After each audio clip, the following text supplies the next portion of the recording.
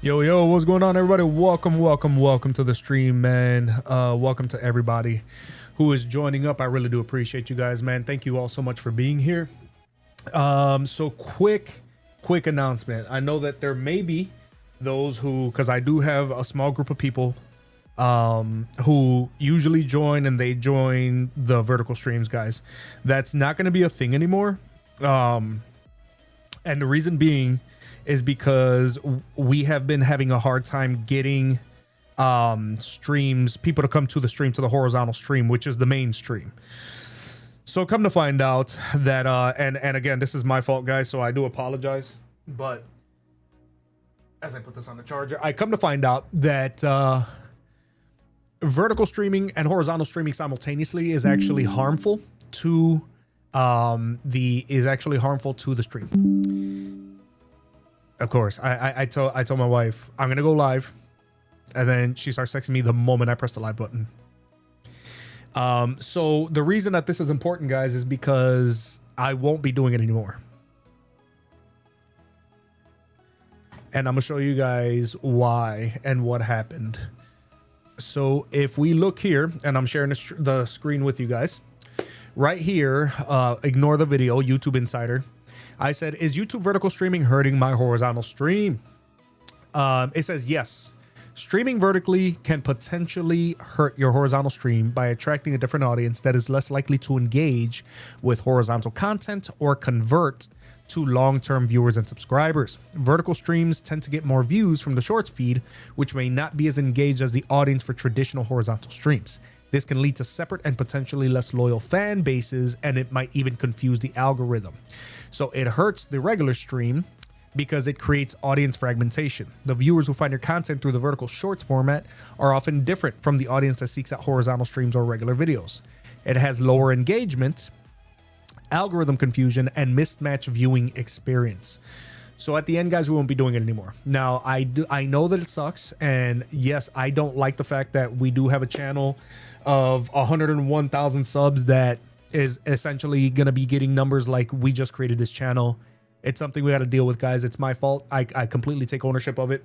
I didn't think that I was doing anything wrong, obviously, or otherwise I wouldn't have been doing it. There was a time about 6-7 months ago where the streams were getting, horizontal was getting 1,000, 2,000, verticals were getting 18,000, 20,000 views, and then it all crashed. And when I looked into it, that's essentially the time that YouTube rewrote the algorithm, and that's where we stand now. So again, guys, it is what it is. It's a learning experience.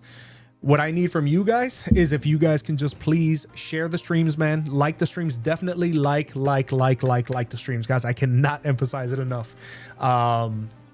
I need you guys to hit that like button. If we don't hit the like button, if we don't get engagement from the people who are here, this is just going to stay the way that it is, the way that it is. So thank you guys so much. Thank you for all the likes. Thank you for all the love and all the support, guys. I really do appreciate you guys. But this is our new norm, and regardless of how funky it may look at first, I believe in God's name that we will get through it. So let me go ahead and connect this WebSocket, and then we'll get into the verse of the day. It is obvious what we are talking about today. Daniel chapter 2. Daniel 2 is not talking about Islam, ladies and gentlemen. Welcome, Brother Johnny. Do you want to say anything before we get into the verse of the day? How you doing, everyone? Okay, I guess that was it. I was waiting for something more. It's all good. So the verse of the day: we believe that Jesus died and rose again, and so we believe that God will bring with Jesus those who have fallen asleep in him. 1 Thessalonians chapter 4 verse 14. The thoughts from Brother Phil Ware on today goes as follows: Jesus' resurrection was just the beginning. His resurrection means that those of us who have faith in him and trust the testimony of the first generation eyewitnesses to his resurrection can have confidence in our future. Those who belong to Jesus, whether they are living or dead, when he comes, will share his victory over death and will be with the Lord forever. For us, when our bodies die, we are with Jesus, Philippians 1:19 through 24. While it may appear that our bodies are sleeping, as it says in 1 Corinthians 15:51, we are always alive in Jesus, and our future with him is guaranteed. Amen and amen. Here's the prayer, guys. If you want to pray with me, you know that you're always welcome. Loving Father in heaven, thank you for giving me the victory over sin and death in Jesus. I know that just as you raised him from the dead, you will also raise me up at the great day of Jesus's return. Please use that resurrection power in me to help me live more victoriously today, knowing that my future is secure with you, and I will rejoice and share in the glory of Jesus' coming. In Jesus' name, I pray. Amen and amen. Thank you guys all so much for my early chatters. Thank you guys. Please like the stream. Please like the stream. Please share the stream. Please sub if you haven't subbed already, and click that bell for event notifications, guys. It really does help the ministry immensely. Brother Johnny knows, no one knows better than he what we are going to be talking about. Daniel chapter 2. I know you weren't there that day for Comedy Central when he came in and he was trying to explain why he thinks the Ottoman Empire were the ones who fulfilled the prophecy in Daniel 2, despite the fact that the Ottoman Empire was decimated in 1922 and didn't even come until 1460 something. The victory that he's claiming in Daniel 2 is the one prophesied in Daniel 2. It makes absolutely no sense for a myriad of reasons, and we do have a debate brief up here that we will get into. Johnny, give us the cliff notes, man. What is going on with Daniel chapter 2?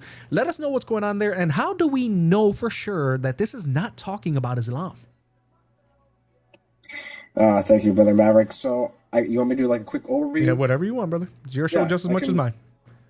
All right, yeah. So Daniel 2 and 7, for those who don't know, Muslims appeal to... I'm sorry if my voice sounds a little weird. I'm still kind of in like the after effects of sickness. I'm feeling better now, thank the Lord. But anyway, so this is a passage Muslims appeal to try to argue Muhammad in the Bible. I would argue it's probably their best passage because it at least makes somewhat sense, but there's still problems. Right. One of them is going to be the cut without hands. So if you go to Daniel chapter 8, I believe, verse 25, it talks about, I believe, a horn, which is a king. He's going to be destroyed without hands. Yep. And when you read, that's actually Antiochus Epiphanes. And if you read First Maccabees chapter 6, it actually talks of, and not that First Maccabees is canonical, that's a separate topic, but that's a historical text that records how he died. And basically he sort of got depressed or something, and that made him really sick. And he essentially died from that. So no one killed him. There was no sword. It was like a sickness that came upon him from deep, deep depression that was essentially from God. Right. So the phrase without hands indicates that it is without human origin. So when Daniel 2:45, and I believe verse 35 also, says that the kingdom will be made without hands, or the stone is cut without hands, that means the kingdom is going to come without human origin. It's going to be of some other origin, which is probably the only other option is divine origin. So when you look at how Islam, specifically the Ottoman Empire, rose, it didn't arise magically, or I should say rather not magically, divinely from God. It was by human effort. Excuse me. So that doesn't line up, because they said the Ottomans are the ones that destroyed the Eastern Roman Empire, which is another issue to look into. Does the Eastern, or just taking down the Eastern Empire count as taking down the entire empire? That's a separate issue in of itself. So if the Ottoman Empire didn't start without hands, right? Then they don't qualify. The other issue is the eternal kingdom. The Ottoman Empire, and we're going to talk about this right now, fell in 1922, I believe, right? Around World War I, sometime around there. 1922. So if that's the case, they don't fulfill the aspect of the kingdom being eternal, right? Or never being destroyed. That doesn't work. Correct. So, yeah, and we're going to get into it. Brother Maverick has the whole presentation. I read through it. It sounds pretty comprehensive. It's kind of based on the discussion that happened last week, which I really wish I was there, but in real life. Yeah. I know, you know what, though, when you weren't there, I was like, yo, Johnny's going to be salty, man. Whether he's watching it now or even worse, if he actually, it's better that you had watched it like later, because if you would have watched it at the time, you would have been even more upset because you wouldn't have been able to join. It's better at least that later. If you would have seen it later, you're like, okay, well, it's not live, so it's not like I can join now anyway, Yes, ladies and gentlemen, this is all based off of a conversation that I had with Central Dawa. Central Dawa is a New York-based Muslim. He is a very, very interesting individual. He's known to tell a lot of falsehoods, guys. And we're actually going to get into that, how there's so much deception. Marcos, I have you on TikTok, just so you know. Yeah, I'm talking through the TikTok. Okay. Oh, I got you. Nice. Oh, okay. Excellent. All right. And just to go to show you guys that Central Dawa obviously wasn't tracking, because the prompt for that stream was prove that Muhammad is really a prophet, and he started going into Daniel chapter 2 being about Islam. So I think that he was just trying to use my stream as a launch pad to get his nonsense out there, but that's okay, guys. So the title for today, and this is available in Discord if you guys like, crossunit.net/Discord if you like. Daniel 2 and the fallacy of the Islamic kingdom claim, a complete historical, theological, and scholarly analysis. Now, the majority of this debate brief, guys, is pulled from actual history, from Christianity, from Islam, and we're going to go through it bit by bit, all right? Hatem Izat, I see your request. Give me a second. I'm going to go over this, and then I'll pull you up. You'll be the first guest, brother. No problem. So the analysis of the debate was Central Dawa and subsequently God Logic, which it wasn't even really a debate, because once he heard God Logic's voice, he started looking for excuses to leave and not talk to him. You gotta formal me, bro. Yeah, you gotta formal me. And then he claims that's what God Logic actually said to Libiano. And anybody who saw that video, that's not even remotely close to what Avery said. Avery said, let's co-host so that we can debate, and then Libiano never showed up. But in the Dawa mind, it's very different. Anyways, my analysis of the debate with Central Dawa and God Logic. In this debate, ladies and gentlemen, I faced the Muslim apologist known as Central Dawa. For most of the exchange, he tried to argue that Daniel chapter 2 was predicting the rise of Islam and the Ottoman conquest of Constantinople in 1453 AD. He claimed that what Johnny was talking about, the stone cut without hands, referred to the Muslims defeating the Romans. But as I showed throughout the discussion, that interpretation falls apart completely once you actually read the text, study the history, and compare it with Daniel chapter 7. Toward the end of the debate, God Logic Avery joined in. And the moment he asked one simple question, what happened when they tried to push west, which is the Ottoman Empire, Central Dawa started backtracking and refused to continue. That told everyone watching all that they needed to know. Now, that was the synopsis of our conversation. If we look at Daniel chapter 2, the vision in Daniel chapter 2, interpretation and prophetic sequence, Nebuchadnezzar's dream of the statue lays out the order of world empires leading up to the coming of God's eternal kingdom, okay? The key word here, ladies and gentlemen, is eternal, right? We have the head of gold, which is Babylon, in Daniel 2:38, and we're going to explain to you guys how we know which kingdoms are being referred to in this prophetic dream. All right, we have the chest of arms. Of silver, which is Medo Persia in 239. We have the belly and thighs of bronze, which is Greece again in 239. We have the legs of iron and the feet mixed with iron and clay, which is Rome in chapter 2, verses 40 through 43. And finally, the stone cut without hands, which is the kingdom of God in 2:44 and 45. Now, that phrase, cut without hands, is everything here, ladies and gentlemen. It is everything. In the Hebrew language, it means something not made by human effort, but by divine origin, okay? Every empire before it was man-made. This one is supernatural. It's not a caliphate or an army. It's God himself establishing his kingdom. During the divided phase of the Roman Empire, Jesus came, died, rose, and established his church. That is the exact time frame that Daniel described. Christianity began spreading without violence while Rome was still in power. That's what fulfilled Daniel's prophecy, right? Now, historical and chronological proofs that the kingdom could not be Islam. This is the most important part, guys. The Roman Empire is the fourth kingdom, not Arabia. It was divided into East and West around 286 AD. This is highlighting the question that Avery asked Central Dawa and the reason why Central Dawa did not want to address it, because they could never actually dominate West. And that's why he was like, you need to talk. You need a formal debate if you want to talk to me. That's why Comedy Central didn't want to talk about it. Daniel 2:44 says the kingdom of God appears during those kings, not after them. Jesus came during Rome's rule and not centuries later.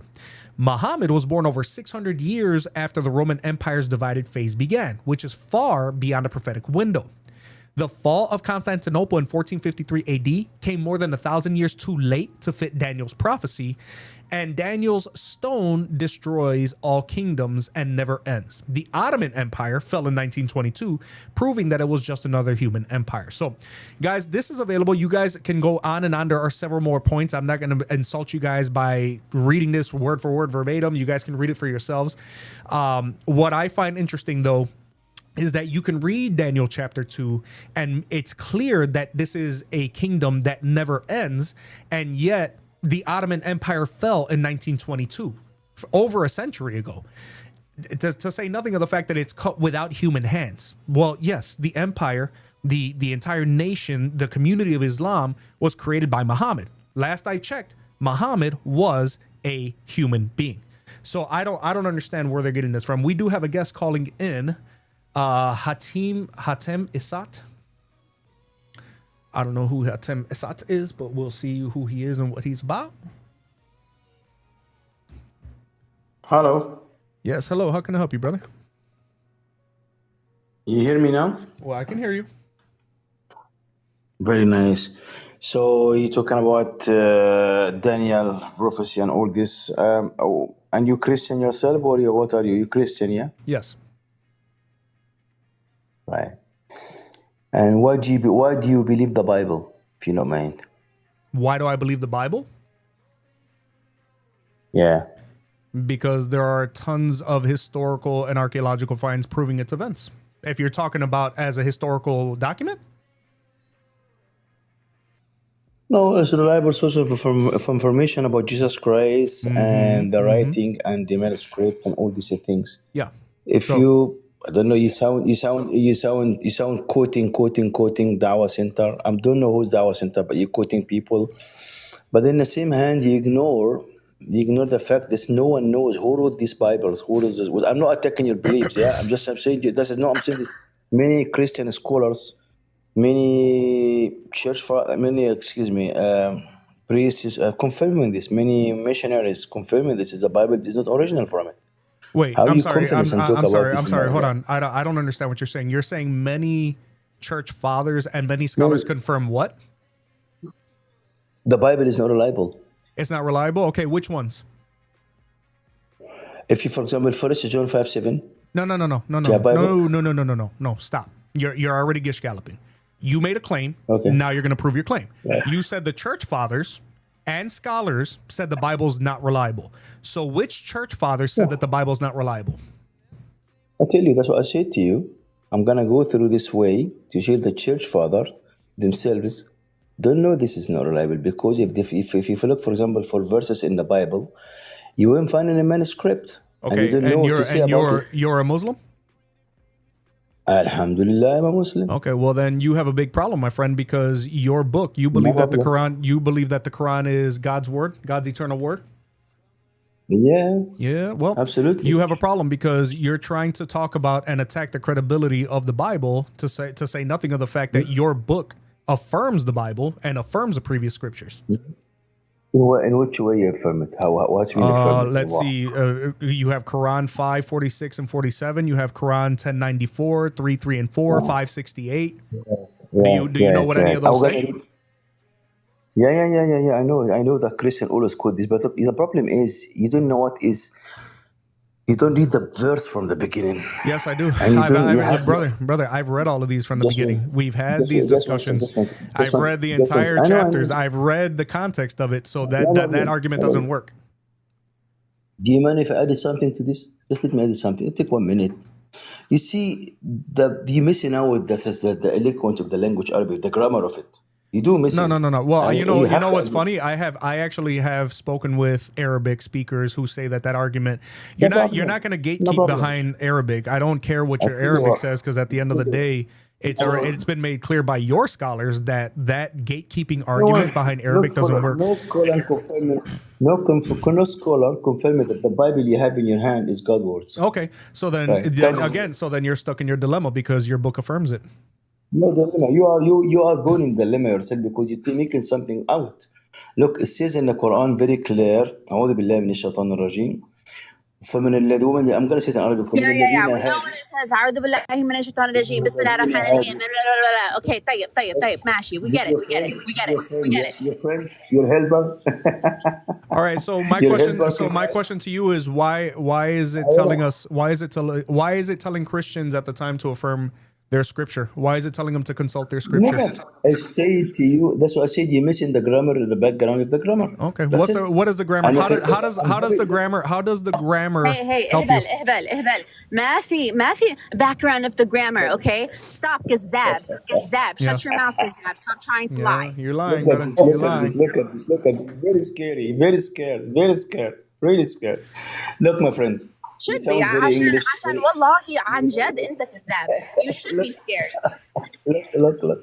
Look, Christian running. Oh, let us. I'm gonna speak, or you're gonna stop me again talking. Well, here, this is what Hatem. This is what we're gonna do. What we're gonna do is we're gonna stick to the topic at hand because I'm not interested. I'm happy to take the topic. Okay, but well, okay, Hatem. I'm not interested in what you want to do. I have a topic.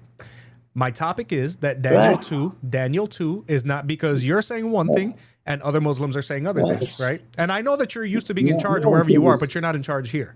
So Daniel 2 is not talking about Islam. That's what it's about. Now, are you calling it to talk about that or not? No, I just wanna talk to you about anything you like, but I know you wanna run from Daniel, this. So nobody's running from anything. I have a topic. If you want to talk, we're talking, but what we're not going to do is have you gaslight us into thinking that the Arabi has some sort of dialect or some sort of understanding in which we don't understand. Don't sit there and try to make us think that our intellect is lesser than yours, because guess what, Habibi? Okay, and I'm in Palestine, and I right, and I'm عليك. And you can understand me, and I understand you, and I understand everything you're saying, and I also understand the Arabi, and a lot of people understand the Arabi. You're not special. Wallahi anta, you're not special. Okay, you're less special than my shoes. So just humble yourself and listen to him and have a discussion if you want to have a discussion. Hatem, is Daniel 2? Hatem, shh, don't get booted, brother. Is Daniel chapter 2? Hey, brother. You're too old for me to have to be directing like this, okay? Is Daniel 2 talking about Islam? Of course it talks about Islam. Okay, tell us why it's talking about Islam. You already refute yourself. Yeah, how's that? I'm not lying to you. You refute yourself when you talk about it. Where did I refute myself? When you skip the Muslim Empire and the Roman Empire, go back to what you've been reading to them and make it slowly and put it in a screen to them. No. Let them explain it. Go ahead. Look, refute yourself. Mm-hmm. Refute yourself. You're refuting because you're always skipping what is important. Christians always do this the same thing. Okay. They are regular. So here, let me go over it. The Roman Empire. Dude, be quiet. Be quiet. The while he's talking, the Roman Empire is about the fourth kingdom, right? Not Arabia. All right, man. Listen, I don't have time for idiocy. All right, I have time. I'm gonna talk to people who really he can't listen, bro. He's an idiot. He's an idiot. What did he say? That we skipped over the Roman Empire? Yeah, we skipped over it. Apparently, you are like. He manifested hard. As soon as there was an Arabic speaker on here, you can't even talk in church. You better shut up. You can't even talk in church. Hadi. You gotta shut him up.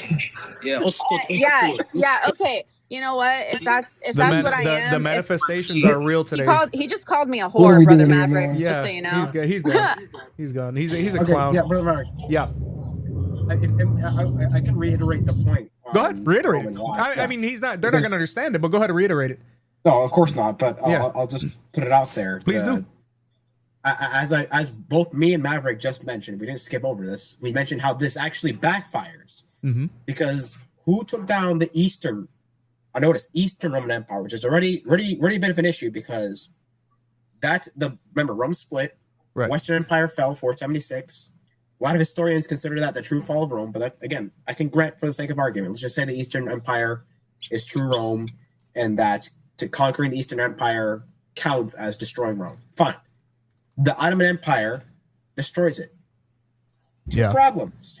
The Ottoman Empire does not rise made without hands, as it says in Daniel. It also doesn't last forever. Yep. It fell about a century ago, whereas Daniel says it's an everlasting kingdom. So there were two problems right there. And we didn't skip over this. We literally both. I think we both said the same exact thing. Almost. Well, he's too stupid to understand it. You're too stupid to understand it. Yeah, I get it. I'm right there with you. Yeah.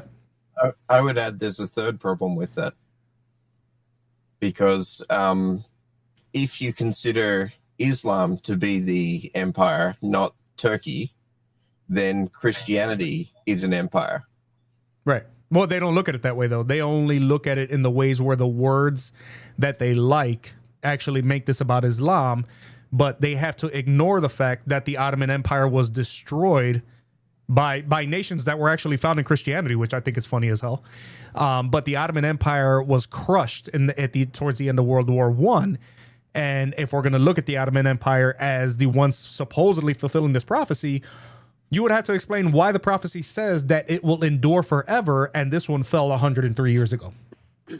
Ottomans aren't the fifth kingdom. What? The Ottomans aren't the fifth kingdom. That's not the argument. Then what is the argument? Yeah, the argument is that Islam is the fifth kingdom, and that the Ottomans are agents of Islam, like how prophets are agents of God, or that the angel of the Lord is the agent of God. It wouldn't matter because Muhammad was still born 600 years after the Roman Empire's divided phase began, which is far beyond the prophetic window. He was he was born 300 years later, not 600. Number one. Number two, Muhammad was born. First of all, stop. Muhammad was born over 600 years after the Roman Empire's divided phase began. Learn how to listen. When did it divide? When did it divide? The Roman Empire began its divided phase. The Roman Empire is the fourth kingdom, not Arabia. It divided into East and West around 286 AD. Right? You just made the claim that he was born 600 years later. Okay, so it began. Relax. He misspoke. Relax. You can take it, big boy. Relax. He misspoke. I don't know why you're yelling. We're having our own conversation. I don't know why you're laughing like a child. Relax. Yes, I'm laughing because he tried to. He misspoke. Go ahead, Gary. Misspoke. Yes, relax. All right, Wonder Woman. There's no need for you to come save him. He's a grown man. He can talk. Nobody's saving me. We would love for him to talk. So I would love for brother. I would love for brother Maverick to talk, but I can't because your hyena laugh. Hey! Your hyena laugh is so high pitched it comes over brother Maverick. Ali, so don't laugh. Ali, I'm sorry. So you were right. The East and West phase began around 286 AD. Muhammad was born 395 actually. Okay, is when it divided. Okay, so it began. Okay, so listen. It started to begin to be divided in 286 AD. Muhammad was born in what year? Wait, hold up. What do you mean starting to begin? Muhammad was born. Muhammad was born in what year? And even still, you're still centuries off of the prophetic window. It is an issue. It's only not an issue for you. 1 second. Yeah, I'll tell you how it's not an issue because Daniel sets up a timeline and he says the fifth kingdom will become in between 395 and 1453. Which is why it rules out actually Christianity. Where does it say Which that? Verse? I'll love to get to that if I can speak. Please do. Yeah, 1 second. I want to Daniel know. chapter. Let him cook. Daniel chapter 2. Let him cook. Hold on, I don't want anybody else to talk. I want him to show us exactly where it says in Daniel. I will. Go ahead, please do.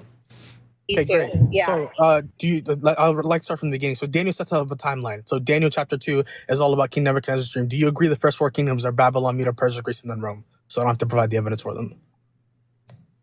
Brother, I listen. I said set up your point. We asked for a chapter and verse. I'm trying to, but it's incumbent that these are the four kingdoms. You don't. Hey, listen. You can set up your point. You can set up your point without asking us yes or no. I don't. Set up your point. I don't allow the narrative so building these are the here. first 4 kingdoms. The evidence for the first 4 kingdoms are Daniel chapter 2, verse 38. He identifies King Nebuchadnezzar as the first. He says, you are the head of gold. So the first kingdom is Babylon. The second and third kingdom are identified in Daniel chapter 8, verse 20 and 21, where he says the second kingdom is Medo-Persia led by King Cyrus the Great. And the third kingdom is Macedonian Greece led by King Alexander the Great. And as we know, these Daniel says these 4 kingdoms come successively one after another. Therefore, we can establish that the 4th kingdom defeats the 3rd, which means that the 4th kingdom is Rome, since they historically defeated Greece. So the first 4 kingdoms are Babylon, Medo-Persia, Greece, and then Rome. Now, knowing that these things come successively, that Daniel establishes in Daniel chapter 2, verse 35, that the 5th kingdom, the rock not cut out from human hands, comes and strikes the feet of iron and clay. He makes this very clear when he says in Daniel chapter 2, verse 35, this rock comes, he makes it very clear, and that's how we know, for example, it doesn't say it strikes the shins of iron. It says it strikes the feet of iron and clay. In Daniel chapter 2, verse 41, when he says this iron and clay represents that the 4th kingdom is divided, we know the 4th kingdom must come after when the kingdom divides and before it falls. Therefore, the 5th kingdom, the kingdom of God, must come after 395 and before 1453. You agree? Brother, we asked you for a chapter and verse. I didn't ask you for your idiotic interpretation. Daniel chapter 2, verse 35 and 41. So here, hang on, guys, because I'm gonna skin this dude. First of all, your logic sounded. Even tell me when they divided. You're gonna skin me? Yeah, I am going to skin you because you came and you lied. You said that Daniel itself, shut your damn mouth, dude, because you're coming in here lying and you're saying, and the only reason you're even saying that is because Constantinople fell in 1453. So you're neatly trying to put that in there. Because Rome didn't you're exist. saying, okay, now what you're doing is you're shutting your mouth because now nobody can hear you. Okay, now Daniel 2 does not limit the stone cut without hands to any narrow window between 395 and 1453 AD, which is why I asked you for a chapter and verse. That time constraint is actually artificially inserted by fools like you, because Daniel never says that the kingdom of God must arise between the fall of the Western Roman Empire and the fall of the Byzantine Empire. It doesn't say that anywhere. He only says that it would arise in, quote, the days of those kings, meaning during the era of the divided 4th Empire, not a specific century mark, my friend. Secondly, your huge blunder saying that the 4th kingdom is universally recognized even by Jewish historians like Josephus as Rome. Rome was already ruling when Christ appeared, which fits perfectly with Daniel's prophecy. Okay, so the divine kingdom was inaugurated not by military conquest, which is exactly what the Ottoman Empire was, but by the coming of the Messiah. Jesus himself said in Mark 1, verse 15, the kingdom of God is at hand. End quote. Again, the kingdom of God is at hand. He established it through his death and resurrection, not through political war, which again is how Islam spread. Third, the stone that became a great mountain and filled the whole earth describes a kingdom of divine origin, not another empire like Islam or Byzantium, okay? It is cut without hands, meaning that it is not of human construction. No empire, I'm sorry, I don't know where you're getting this idiotic little interpretation of yours, but no empire between 395 and 1453 can claim that. Every single one, whether Byzantine, Islamic, or otherwise, was man-made. It was built on armies, politics, and conquest. So this garbage about 395 and 1453 is literally only a you thing. Yeah, so you just, every single point I made just went right over your head. No, like, you didn't respond. Okay, Ibn Ali, stop. Ibn Ali, we heard you. We heard you. And I gave you a verse. No, did I not give you verses? No, you didn't. You said I gave you Daniel chapter 2, verse 35, and Daniel chapter 2, verse 41. You said that the prophecy in Daniel made it clear that it was going to happen between 395 and 1453. Those were your words. Those were your words. I gave you verses, did I not? Is that not what he said? Is that not what he said? Okay. So now we're asking you to show us that. Yeah, and you completely skipped to 44. Yeah, I didn't skip over it. It's not relevant to the context. It's not relevant to the context. You can't just skip over it, though. I didn't skip over it. 39, 41, you can't just to the context, but it's not relevant to the conversation. Hold on, guys, because he's hold on, because he's crying. He's crying. Oh, and dude, now who's crying? I'm just asking to speak. You're crying because, brother, hold on. Oh my God. Can I speak? You said that 244. You just went on a monologue. Hold on, Gary. Hold on. Guys, hold on. Because you said that 244 is not relevant to the context. You know why you think that? Because Daniel 244 says that the kingdom of God appears during those kings and not after them. Jesus came during Rome's rule, and he came not centuries later. Your claim was that it's not a problem that Muhammad came centuries later, because it still fits within the prophecy. And then you said that the prophecy in Daniel stated that this would happen between 395 and 1453. When we asked you to show us where, you went on some long tangent. Okay. So where was it anywhere? Again, it's okay. I'll repeat it again. Don't worry. I have no problem repeating myself. So does Daniel say that the rock strikes the feet of iron and clay? Yes or no? Brother. Yes. Okay, hold on. Yes, hold on. it does. Gary, hold on. Brother, I'm going to ask you one more time. I showed you. You couldn't track, so I have to walk you through Which it. verses say that it is going to happen between 395 and 1453? That's what I asked. I'm trying to tell you. I told you the first time you couldn't track, so now I have to walk you through it. Yeah, it's me not being able to track. track. Does Daniel say the rock strikes the feet of iron and clay? Yes or no? Yes. Okay. What does this signify? What does the rock and clay signify? Can you tell us? Yeah, in Daniel chapter 2, verse 41, it signifies that the kingdom is divided. Do you agree? Yes or no? Yeah, the kingdom is divided. Right. Okay, so the rock, when it doesn't strike the legs, it strikes the feet, meaning it strikes Rome. One second. Meaning it strikes Rome. It strikes Rome when Rome is divided, correct? The rock comes and established when Rome is divided. I got you. So when you're talking about the divided kingdoms, the toes are the 10 kings, right?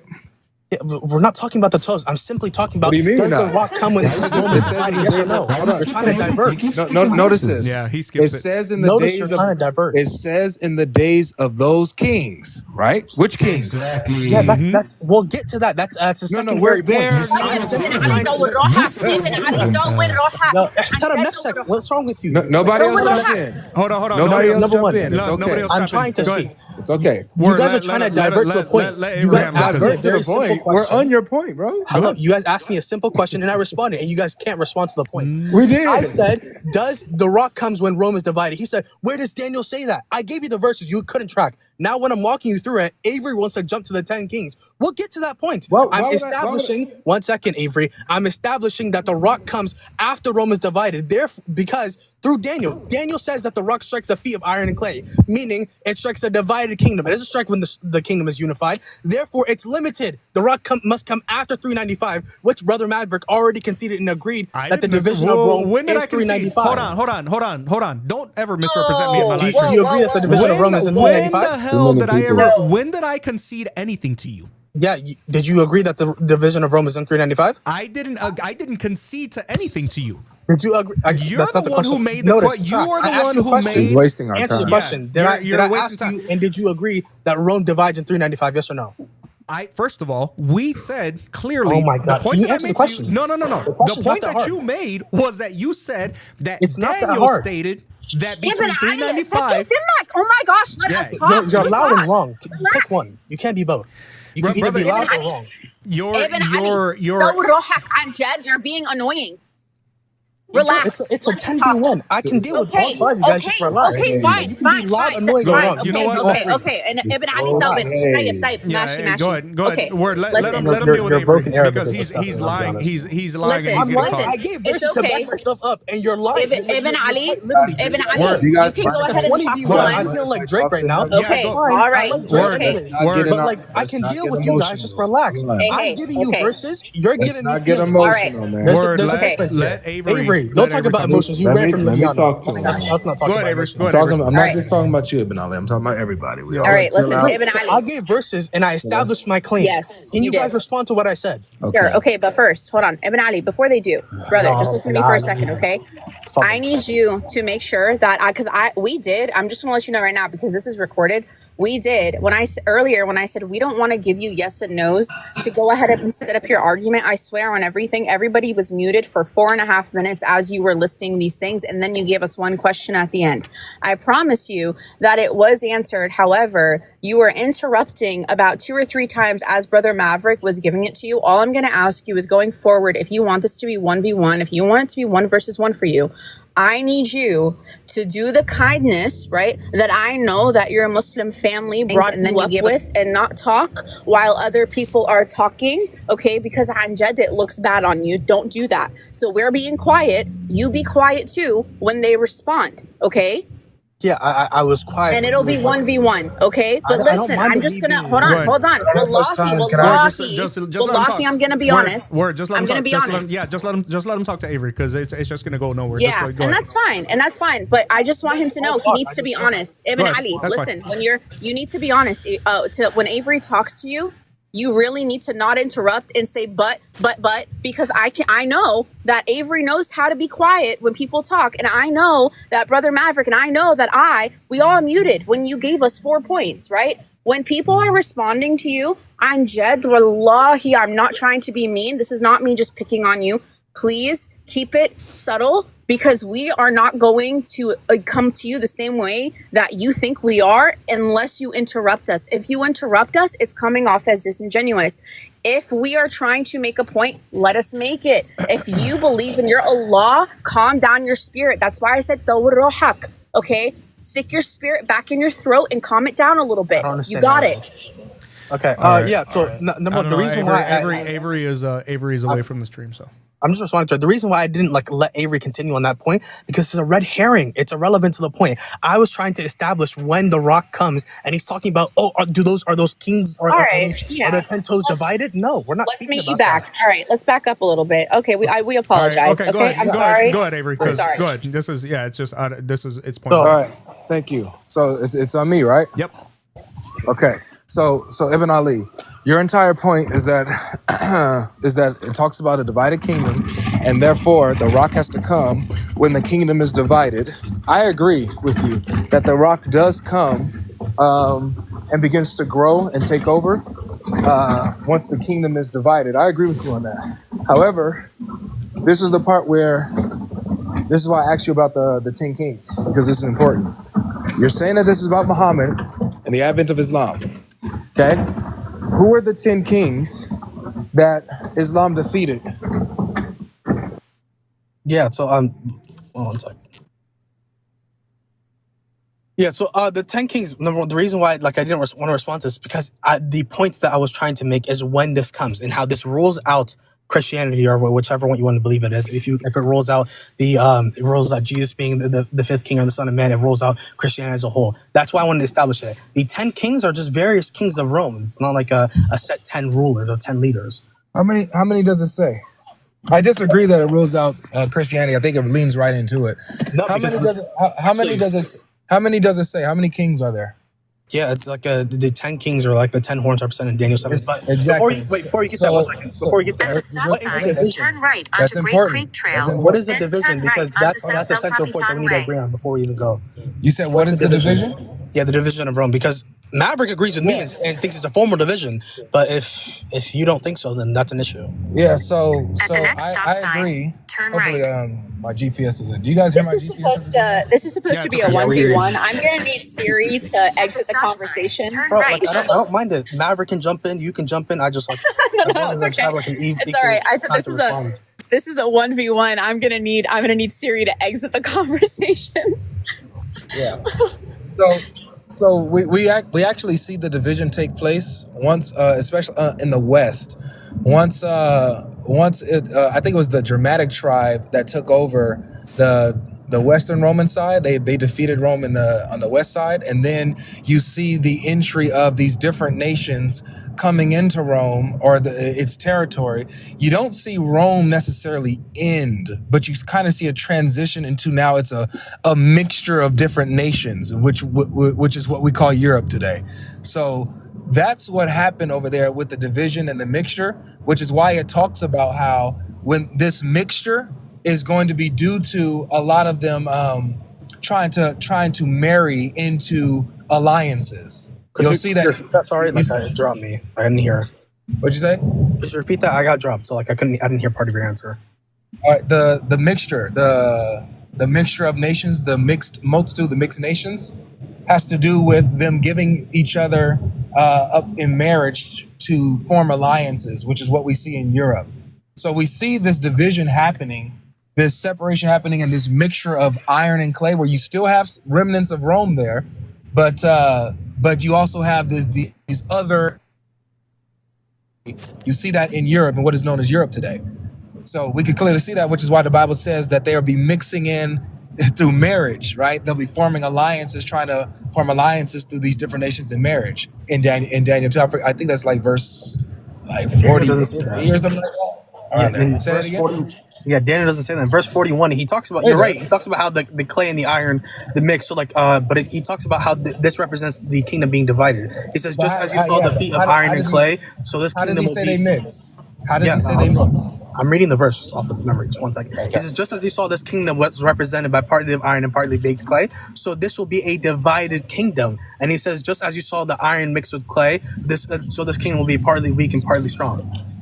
Yeah, but this is representing how it's divided. I don't have it in front of me. That's just off my memory. I don't have. Okay, so because you skipped the part, maybe not on purpose. I'm not going to assume you did on purpose, but you said you don't have it in front of you. It goes on to say that they will be given in marriage to each other. I don't. I can go take a screenshot if you want. I don't remember that. But sure. I'll be right back. Avery, before you came in, or I don't know if you caught the point where he basically thinks that Daniel 2:44 is inconsequential to the point that he's making, because he clearly wants to skip over the part about the Messiah. So I don't know if that helps. We'll get there next. Yeah. Well, yeah, you guys can go to that next. I was just gonna say that this is very interesting to Ibn Ali. I'm not gonna I don't think that you're not intelligent. I think that you are. I will say that I'm having a hard time from an Islamic perspective following how you're interpreting this, because the dynamic with kind of Rome is kind of interpreted along with biblical perspective. So and time prophecy. So I'm just kind of interested to see how this plays out with you and Avery, because it's very different in Islamic end time prophecy and the interpretation of this. So I mean, what do you mean Islamic interpretation of it? Just go ahead. I'm just kind of curious to see where this goes. I just think that you may be bringing in Islamic interpretation into something, if I'm correct, but I'm not sure. I'm not sure. I'm not sure yet. I'm just going to be quiet because I'm just what he's doing. There's nothing Islamic about this. They have to force it. Yeah. So notice how and you'll see this. Verse If I bring up 43. any Islamic scholar or anything, you feel free to call me out and call me a liar. But whenever I bring up, I use evidences from Daniel himself, or sometimes I can even use your church father. You're not using evidence from Daniel. Now, can you read verse 43? Did I not quote Daniel? I'm sorry. I'm sorry. Word, please. Hold on. Stop 43. jumping in. Yeah, 43, guys. Here's verse relax. 43. I'm going to read it. And I'm going to read it. I'm reading it directly from the screen. Oh. Daniel chapter 2, verse 43. And just as you saw the iron mixed with baked clay, so the people will be a mixture and will not remain united any more than iron mixes with clay. How does that insinuate anything about marriage? So this is what it says here. Watch.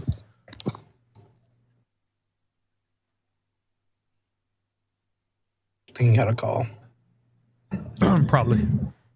Right here. So because I'm on the road too, so I'm driving, but I'm reading the ESV version. It says that they will mix with each other in marriage. Can you read verse 43 again and what you're? I have. If you want, make a big screen. I literally have it right here. What does it say? I have it right here. You can make a big screen. Read it again in your version, Brother Maverick. What did yours say? Oh yeah. Let me go back. Because I was going to the ESV since that's what you had.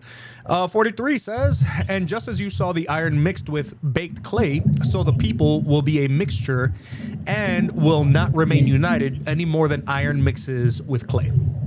Yeah. So now in the ESV, because this is actually in the Hebrew, it says that they will mix in flesh or in marriage in the Hebrew, which is why the ESV says that they will mix in marriage. So it's telling you how they will mix and how they will not, how this won't work. They won't stay united. Yeah, so in the ESV, it says, as you saw the iron mix with soft clay, so they will mix with one another in marriage, but they will not hold together, just as iron does not mix with clay. Yeah. Yeah.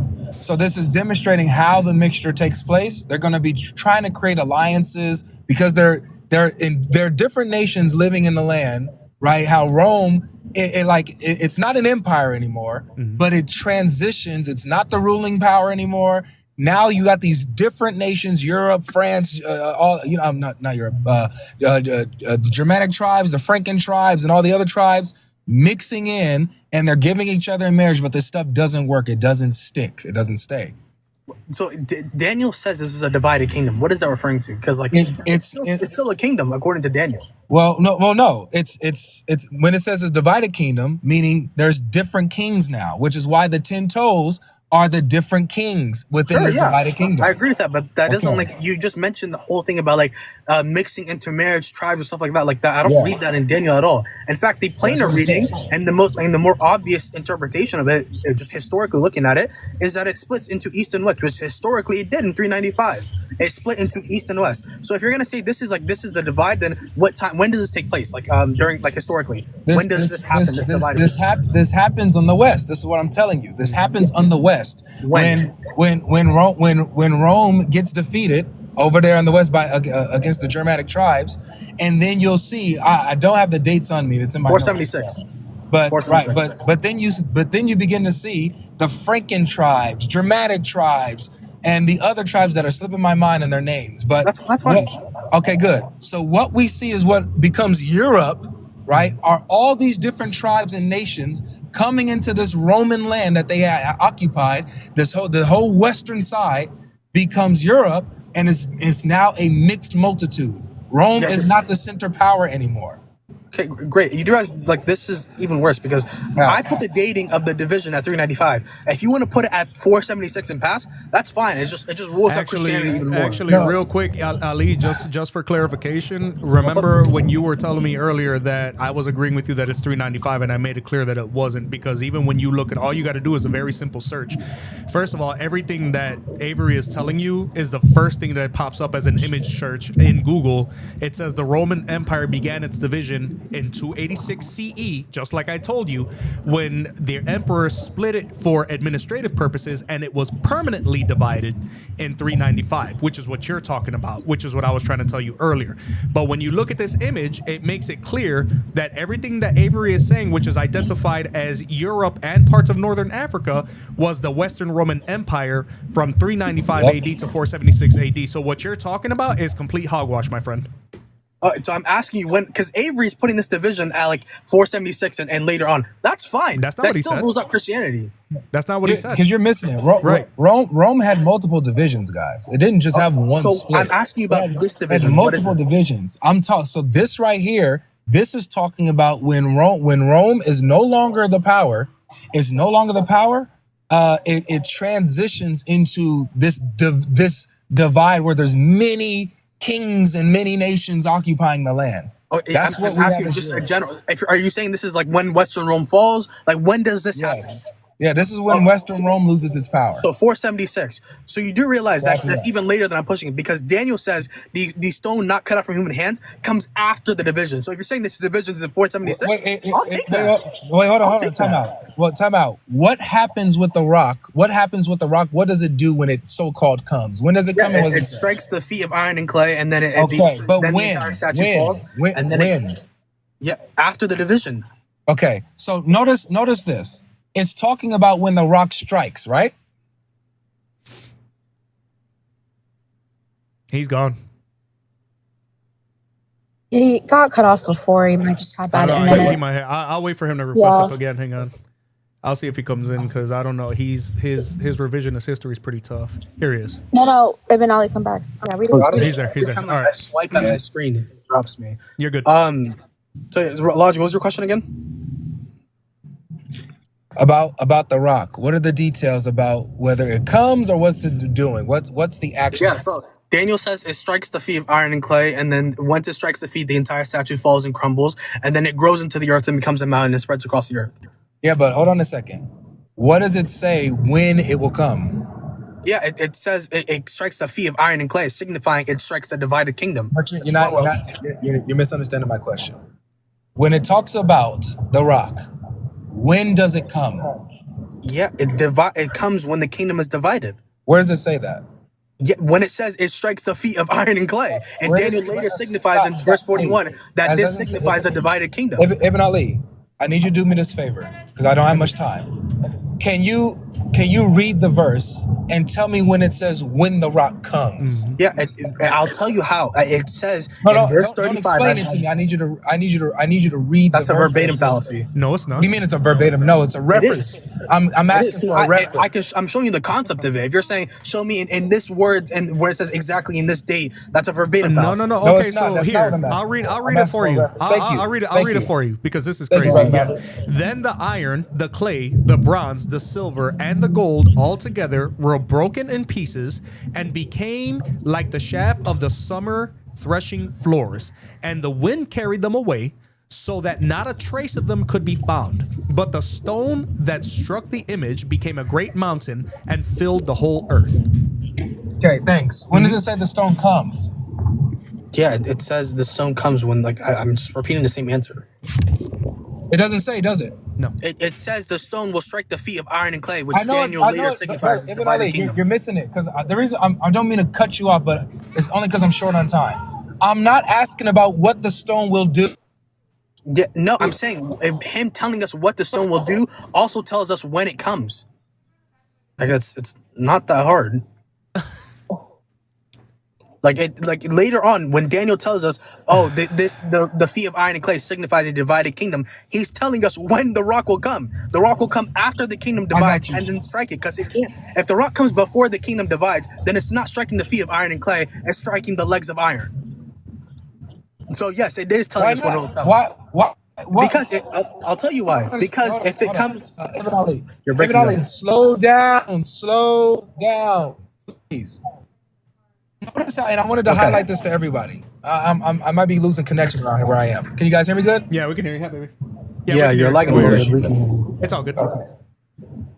Man, it's annoying. So look, what you have to do, Ibn Ali, is you have to build in your assumptions into the verse about the stone, about the kingdom, about its coming, and all of that. You have to assume things. All of this is resting on your assumptions. You're unable, based on the passage, but listen, you're unable, based on the passage, to tell me exactly when the stone will come. It doesn't tell you. It just tells you what the stone will do, what the kingdom will do. It doesn't tell you when exactly it will come. Yep. But well, here's something that's interesting, though. It tells you that in the days of those kings, it's going to strike them and demolish all of them, right? Those 10 kings of the divided kingdom. So with that being said, this is how you have to fit this with Islam. One, you need to fit it with Islam, that Islam is the one who struck the feet of clay and iron, the mixture, right? And didn't get defeated by them. The mixture and the 10 kings that it defeated. Who were those 10 kings that Islam defeated? Yeah, but before we get to that, 1 second. So can the rock come? No, it's not before we get to that. Yes, it is, because it's built off of a presupposition that I don't grant. So I'm asking you a question. Can the rock come and strike the legs of iron? Or does it have to strike the feet of iron and clay? The rock strikes the feet of iron and clay. That doesn't mean that the rock has to come when the feet when the feet are divided. Well, okay, great. So the rock can come and not strike the divided kingdom. It can strike the kingdom that's unified. Correct. So and where does Daniel say that? Where does Daniel say that? The rock can be there without striking, and then there's a point in time where the rock strikes. Wait, when the rock strikes, that's why I asked you. That's why I asked you. And this will be my third time asking this now. You've avoided it twice. Yeah, because this is built off of presuppositions that I don't grant. Let me ask the question again. It's built off of precepts that I don't grant. That's fine. Hold on, you Ali. think this is Let him Islam. ask a question. Let him ask his question because he asked you about 35, and you refused to say. When he asked you about 35, your answer was that's a verbatim fallacy. It doesn't have to say that. Now you have the audacity to ask him the same question and say, where does it say that? When we asked you that question, you said it was a verbatim fallacy. Yeah, no, but I established it. Did I not establish it and said, no, you didn't establish it shows the anything. Concept of it. So you did not. I'm asking you to show the concept where it says that. Anything. So I did. Stop running from my question. Here's the third time. I'm asking you to establish your claim. Here's the third time. Could you give me the evidence for that? Question. Can you guys mute him? Because he's starting to panic now. Yeah. No, I'm asking you for the evidence. Here's the third time that I'm asking the question. Made a claim. You are trying to force Islam as this kingdom. You made a claim. I would like the evidence. 10 kings. Who were the 10 kings that Islam defeated Yeah, like the 10 kings are just referring to various kings of So Rome. who are the 10 kings that they defeated? Answer the question. Yeah, like the various kings of Rome. It's not like there's 10 kings at a single point. You're asserting that. Now I'm asking you for your... One second, Avery. Let me finish my response. Does the verse say that there are 10 kings? Did you not? Yeah. Did you not even admit yourself? One second. Did you not admit yourself that there are 10 kings? Yeah, I'll respond. The 10 kings is just referring to various rulers of Rome. And does it say there's 10 kings? Yes, it's referring to various rulers of Rome. So who? No, it's not referring to various rulers. It says 10 kings. Yep. Yeah, who were they? Kings could just be referring to rulers. Who were they? Okay. Yes, because as we know, Rome had emperors. They weren't kings. Does that mean the fourth kingdom is not Rome? So I got you. Wait, one second. Answer the question. You made a claim. I would like the evidence for that. You made a claim. Thank you, Ibn Ali. So guys, watch. You made a claim. I want the evidence. Can you please mute up, please? Yeah. Go Appreciate it. Notice this, everybody. You made a claim. Notice the presuppositions that the Muslims have to force on the verse. And then when the verse is explicit about a certain detail, all of a sudden, oh, it could be something else. It could be a euphemism for something else. This is how weak the argument is, Ibn Ali. When you guys need to stop using this because there's so many holes in your narrative. It's embarrassing. When you get asked, okay, fine. Since this is about Islam, then who are the 10 kings that they beat? Oh, well, it doesn't necessarily mean the 10 kings. It can just mean a variety of rulers. It doesn't say that. You have to come up with an ad hoc interpretation that has nothing to do with the text in order to stand, and you're standing on air. So you have to either this prophecy and you're going with the details as you've been trying to hold us to, then stick with the details. Yeah, who were they? Give me the evidence. 1 second. I can name you 4 of them, like just based off. Give me the 10. 1 second. Hello, I'm speaking, so this is like basic decorum. Now you made multiple claims and haven't established any of them from the text. He's not gonna I'm answer. asking you for your hello. Ali, if you're not gonna answer the question, I'm gonna boot you, brother. You can run. I'll clip the hell out of this. I really You don't. You made the claim. 1 second. I've been recording you for the last 45 minutes, so believe me when I tell you, it's getting recorded. You made the claim, Avery. You said that the fourth kingdom. Oh, the Iraq can just stand there and do nothing, and then instruct. Where? 1 second. Where does it say that? Because you're making the claim that the division of Rome is like some type of informal. I'm speaking, Avery.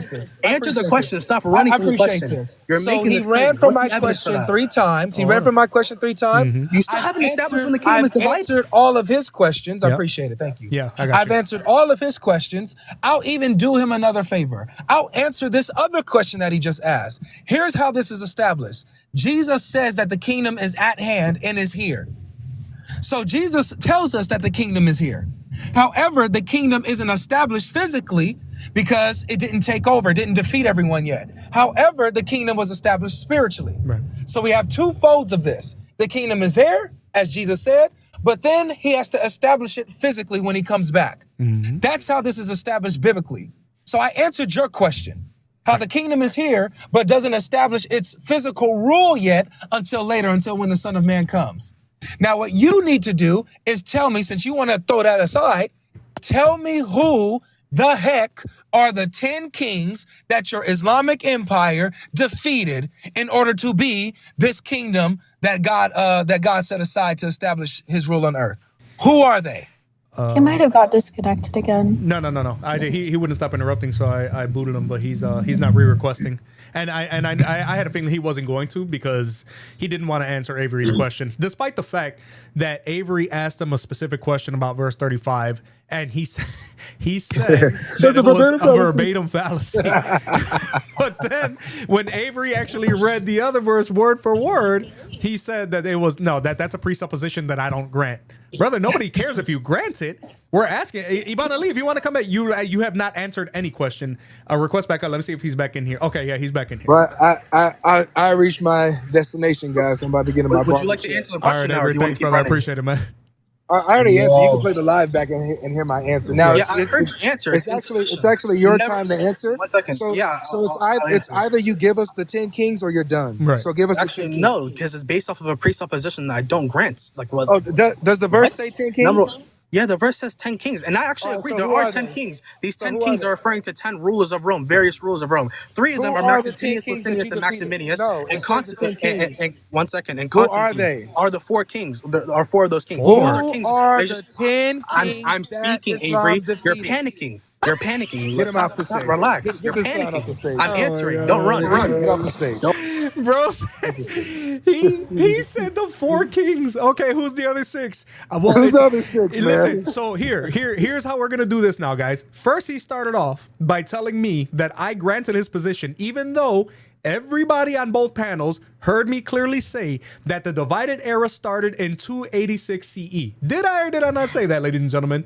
I had made that clear that that's when that it started. He claimed that it was 395 and that Daniel stated that it was 395 between 395 and the 1400s. Then Avery asked him about the 10 kings. He said, I can name 4 of them, but it doesn't matter because it's based on a presupposition that I don't grant anyway.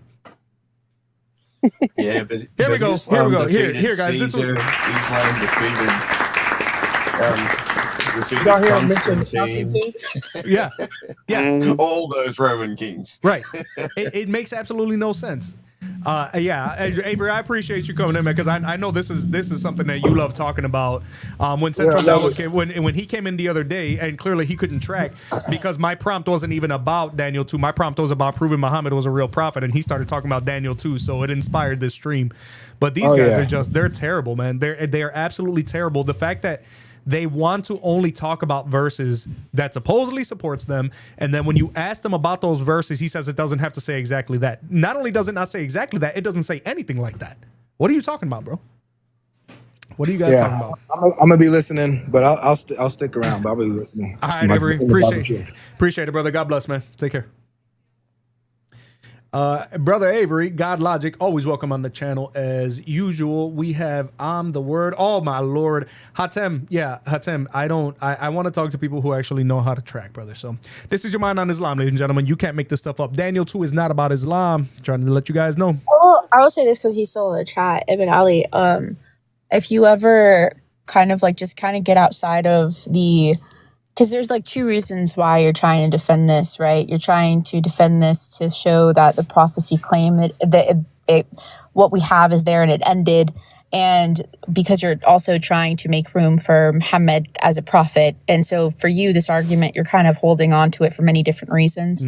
But I think you should take a beat and historically look at how things happened and when they happened, and do it from the outside perspective that doesn't include your Quran. Do that first. And then after you complete it outside of your Quran, then bring that back to your Quran. And if it doesn't fit, then you need to genuinely ask yourself the question, right?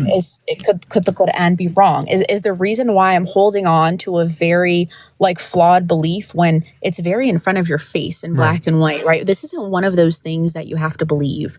This is one of those things that's just historically factual. And if you just kind of sit there and unfold it and you logically look at it outside of the Quran, you don't have a problem. The problem is that there's beliefs that he needs to hold on to that are tied to his prophet.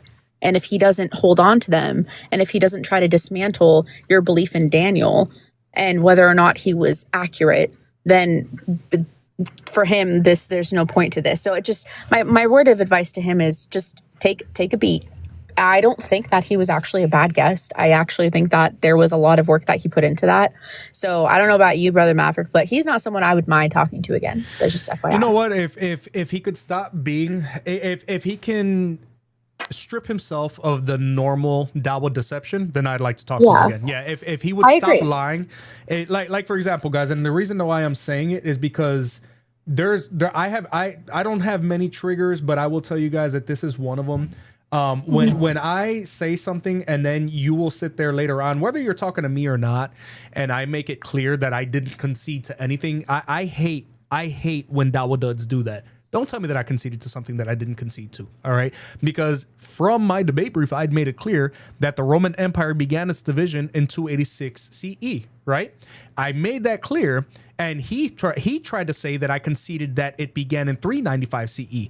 Well, if you want to look at what I have here, what we were looking at, it made it clear that right here, what I have, historical and chronological proofs that the kingdom could not be Islam. The Roman Empire is the 4th kingdom, not Arabia. It divided into east to west around 286 AD. What does the World Wide Web say? 286 AD. So when you guys say that I conceded to something, I didn't. Not only did I not concede to it, but he kept digging and digging and digging And then when Avery tried to take him to verse 35, his answer was, well, it doesn't matter. It doesn't have to say it. Only in Islam do things not have to say things. And then when things actually say stuff, like in their Quran, all of a sudden, well, we don't understand it to mean. The Muslim apologetic did that to me when we were talking about a detailed explanation of all things. Well, we don't believe that to mean what it actually says. What the hell are you talking about? The words are in front of your face. How do you not explain? How do you explain that it doesn't actually mean what it says? Right? This is your mind on Islam. So when you guys were talking about like the stone, I was going to tell him that when you interpret stuff like that, you have to do it from the Christian perspective. You can't I don't know how to explain this, but he doesn't realize by using other ways to interpret the text so that it identifies with his subjective understanding. He is not using the actual Christian timeline in which we use in perspective for everything else. Right. He can't just utilize one thing, right? Who said that? Me, Avery. Well, my barber's a little late, so why wouldn't he? Why would he use the Christian perspective? He's a Muslim. Why would he do that? Right. Well, because he's trying to define something in context of our book, right? Yeah, but he doesn't believe that the book is Christian. He believes the Christians are wrong. You know what I'm saying? Mm-hmm. That's right. But he's referencing Daniel. So if we're referencing Daniel, right, then that's definitely on the Christian timeline. Yeah, but he doesn't believe that these books are Christian books. Like the Christians are wrong. Right. These are Allah's books, and Christians are wrong about it. That's why I wanted to tell him to take a beat, because if you're going to start arguing that, then you're going to have to start having full proof. Because again, everything about the stories, the context, the narrative that we have within the Bible from cover to cover is going to be on a Christian timeline. So you can't talk to us about what happens in Daniel on another timeline. It's on the Christian timeline. That doesn't make any sense. But they try that with us as well. They say, oh, no, you have to look at the Quran in the Muslim paradigm, which you don't have to do because the Quran points back to the previous scriptures. Right, that's different. To be consistent, we have to allow them to try and interpret it in another paradigm, but show them how that paradigm doesn't work. Right. And that's what Avery and Chris are trying to say, Word, is that I would never expect them to grant us our paradigm. They can try to argue the point from any angle they want, because when we're talking about their paradigm, we do the same thing to them. We obviously make it clear that we know that the Quran is not the word of God. We know that their interpretation of the Quran are ad hoc and false and convenient to their argument at the time. Right? It's all over the place. But at the end of the day, I mean, I know what you're trying to say, but he's not going to argue Daniel 2 from a Christian standpoint, because he's been taught Daniel 2 from an Islamic standpoint. Does that make sense? So even though, and you can tell, because he's arguing Daniel 2 the same way that they argue the Quran and the Hadith, with complete ad hoc interpretations, putting in words that are not there. When Avery asked him a question about what the words say, he said, well, that's a verbatim fallacy, despite the fact that he read something into the verse that's not even remotely there. But then when he was asked about something that actually is there word for word, he doesn't want to address it, because he knows if he does, it's devastating to his case. So I kind of understand where you're coming from. No, and you just said it. You just reiterated what I was trying to say, which is that I understand what you guys are trying to do, and I'm not saying that. No, I'm saying that's not. It's not that it's the wrong way; it's the right way. My message was to him. My message was to him to help him understand why this is why he is having a hard time communicating, and it's because he's reading in context, because I'm not going to say he was stupid. He was actually a pretty intelligent person. Okay, he read in context and he brought it, but the problem with that was that after he did, what did he do? He went to his hadiths and his scholars to try to pick it apart, and then he came back to us with that. My message to him was, how you can't bring a defense of what we consider on a historical timeline. You can't bring a defense argument from outside scholars, right, of people who aren't part of our faith, to a historical context of which fits in a Christian perspective. That's just my message to him. Yeah. That's why I'm trying to tell him he's having a hard time communicating with us because of that. To go back, guys, I did misspeak earlier, and I'm so sorry. I'm so used to saying that Islam came 600 years later that I accidentally said 600 years when the actual thing was 300 years after the Roman Empire's divided phase began. So correction for that. I caught it. That's why I told him to chill. I didn't just misspoke. Either way it goes, whether it's whether it's 300 or 600 years, it's still way outside of the realm of the prophecy of Daniel, and that's what he wasn't understanding. And can I say about verbatim fallacy? Verbatim fallacy is expecting the exact words you're hoping for to be in the text. It is not a verbatim fallacy to say, by reading the text, I am making a mistake. Yeah. Just so you guys know, on the other side of Avery and where you guys are, I did get a restriction message on TikTok. It says because I have a static image or something like that, so I'm gonna have to figure out how to stop getting that, because apparently still images are not something they like, despite the fact that we have 6 people in TikTok alone. So it is what it is. Let's see. If possible, I don't know if Avery has his haircut started or something. I wanted to ask him something. He would have left. I think he would have left if he did. Avery, you still here? He seems to be away for a second. 2 Wavy requested to join as a guest. Maximum number of guests. Okay, who can we? Marco, since you're here, can let me. Marcos, I'm gonna disconnect you for a second, and then I'll get somebody else in here.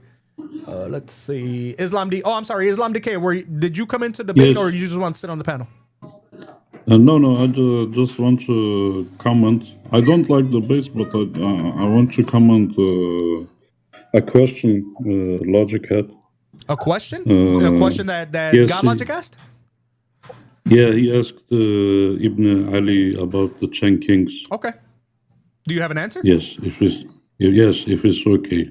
I'm not so versed as you are, and I'm not so knowledgeable as you are. Okay, no problem. Yes, but the 5 kingdoms, I think we agree that it is the Persians and those before the Persians. I think it's Babylon. Babylon, Medo Persia, Greece, and Rome. Yes, Babylon, Medo Persia. Yes, Greece and Rome. Right, Babylon exactly. Represented by the lion, Medo Persia represented by the bear, Greece represented by the leopard, and the terrifying beast is Rome. Great. Thank you for that. Mm-hmm. So the Romans was continued after the Greece, and Persians continued after Babylon, if I'm not wrong. Historically, and then you have the clay on the foot and on the feet. So when the Muslim Empire comes, if we assume the Islamic narration is true, interpretation is correct, so the scenario could look as this: the Muslim Empire race, and one of the first they went to war with was the Ghazanids and the Persian proxy states. So when you count the proxy kings or rulers, which were Yemenis for the Persian Empire, and Ghazanids for the Romans, and some others in the Armenia and so on, I have actually names here, which I looked up. And you have actually 10 rulers which Muslim defeated in the 1st century after Muhammad sallallahu alaihi wasallam. Are the Ottoman Empire heretics? Are the Ottoman Empire heretics, bro? What you say? Are the Ottoman Empire heretics? I'm not talking about the Ottomans. I mentioned the 1st century of the Islam, which defeated, for example, Hormuz and there's it's not talking about Persian kings. I asked you the question: are the Ottoman Empire heretics? That's another discussion, but no. Because you guys claim the Ottoman Empire took over Rome, right? You said it destroyed Rome, right? I'm from Turkey, so I will never say Ottoman was heretics. What type of Muslim are you? I'm Kurdish. No, I said what type of Muslim are you? What creed do you follow? I have Sunni background. Yeah, what Sunni background? Sunni's a lot of sects, so what one are you? I just call myself Muslim. Okay. That's why I'm saying Sunni background. Okay, so the Ottoman Empire, the Ottoman Empire, every argument. The Ottoman Empire was full of Sufi Muslims, which go against mainstream Islam. I have my Sufi aspect also. You can also see it in my TikTok.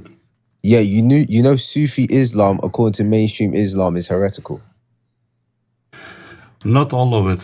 Even if you ask Salafi, there is some Sufi. Are you a Sufi Muslim? Yes, I am. Yeah, that's heretical according to mainstream Islam today. No, I'm not. I'm not Sufi from the known Sufi. It's a whole another discussion. I'm following Quran and Sunnah and Sharia. It's still heretical. So what makes me laugh is the Muslims that try and say the Ottoman Empire is the kingdom of God. They're taking praise from heretics. What joke is this? That's like me saying Aryan Christians but now you are talking with a Sufi that is from the Ottoman Empire. Gentlemen, I'm going to rein this back in because this is very far outside of what we're talking about. So I want to get back to what you were saying about proxy kings. Okay, now you made the claim that you could name these kings, and even if you could, the problem and the reason why the proxy kings argument doesn't hold up, my friend, is because Daniel's prophecy deals with actual world empires, not local rulers, not proxy rulers, not here's the problem. Okay, I'm trying to explain it to you, right? Each beast or metal, as it is described in Daniel 2 and 7, okay, because we haven't even gotten on Daniel 7 yet, those metals represent a dominant world ruling empire in the forms of Babylon, Medo Persia, Greece, and Rome. Those powers ruled over other nations, right? It wasn't through scattered proxy rulers. So when you introduce the vassal or the subordinate states as successors, it completely contradicts the structure of the prophecy itself, because proxy states never replaced the empires. A proxy or client kingdom operates under another empire's authority. For example, Armenia, right? Or Phoenicia or Gaza were regions under Persian or Roman rule, but none of them defeated or replaced those empires. Now, Daniel's vision shows each kingdom destroying the previous one, the complete kingdom, not proxy kingdom, not proxy rulers. If you look at Daniel 2, 39 and 40, not existing alongside it under partial control. So what you're trying to say would be like, if somebody were to defeat the United States, I know never going to happen, but if somebody were to defeat the United States and say, let's just say, for example, you didn't actually defeat the United States, but you defeated Hawaii or Guam or Puerto Rico. The governor of Puerto Rico does not count as the president of the United States. So your point falls flat on its face is what I'm trying to tell you. Okay, can I respond? Is it okay? Yeah, please. Yes. The 10 rulers or proxy state, it was only an answer to the question about the 10 chose. But, okay, so right, so Avery's question was, let me finish. I let you finish, but let me finish. I asked you polite, can I respond? And you said yes. But okay, go ahead. So who are the 10 kings? And I will finish after you. So okay, so who were the 10 kings that were defeated? That's what Avery's question was, and we're still waiting for an answer to that. Okay, I am humble and I'm saying I have 10 names here, but it doesn't necessarily have to be them. But there was proxy. You want me to read the names? Sure, if you have answers. But okay, but is it okay? I first respond to the whole image, to the whole statue. Well, here you said that you had an answer to Avery's question, and his question was about the 10 kings. So give us the name of the 10 kings, and then we'll move to that next. Yes, but first you mentioned that we are talking about big empires, and these big empires is actually the Greece and Babylon and Persian and Roman Empire. The Roman Empire is a continuous. How do you know the fourth empire is Rome? Yeah, brother. What were the name of the 10 kings? I'm trying to be patient. What were the name of the 10 kings? That's what Avery asked. That's what we're still waiting for. Okay, I don't know if you don't know them, but you have Hormuz, for example. Okay, he's Narzaban, governor king of Al-Ubula, is in Bahrain. Okay. Is a frontier for the Sassanide Persia.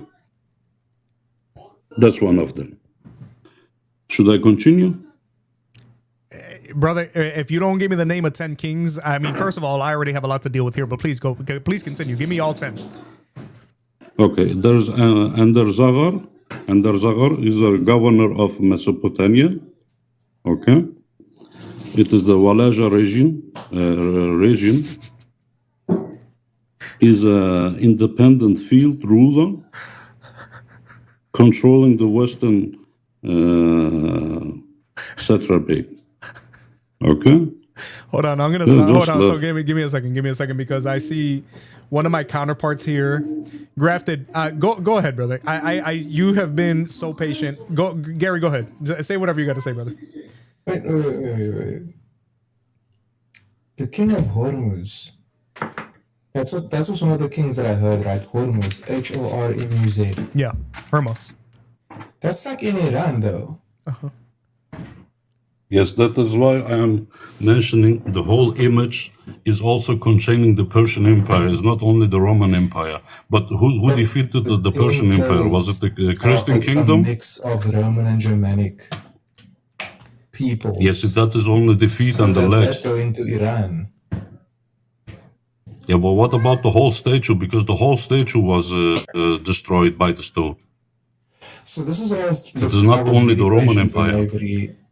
Just hold on, this. I was very, very patient, and Avery and Ali were going at it, but I knew the answer all along. This is the problem, like the presupposition, and this is why Ali couldn't answer Avery's question when Avery kept asking when does the stone come? Because the first part of Daniel 2 is the interpretation of the dream. Ali kept assuming that the timeline was in Daniel's interpretation. The interpretation is simply telling of the statue. What happens thereafter is Daniel then going, okay, cool, now that I've interpreted it, here's the timeline. Then he speaks about the 10 kings in 244, which Ali conveniently skipped over and said it was a red herring. Yes, because he doesn't know historical names necessarily. Yes, but that timeline is very important. We don't worry about the entire statue there. The reason being is because that timeline doesn't encapsulate the whole statue. The interpretation encapsulates the whole statue so that King Nebuchadnezzar can understand that it's a successive replacement of each empire. Yes. That's why the interpretation tells us the whole statue. Amen. But the timeline doesn't do that when the later interpretation comes in 244. At that point, the kingdom only gets introduced in the time of the 10 kings. Hormuz would not be part of the Roman Germanic split or mix. So that can't be one of the 10 kings. So, but the Persian is still one of the continues of the what you call it, the statue.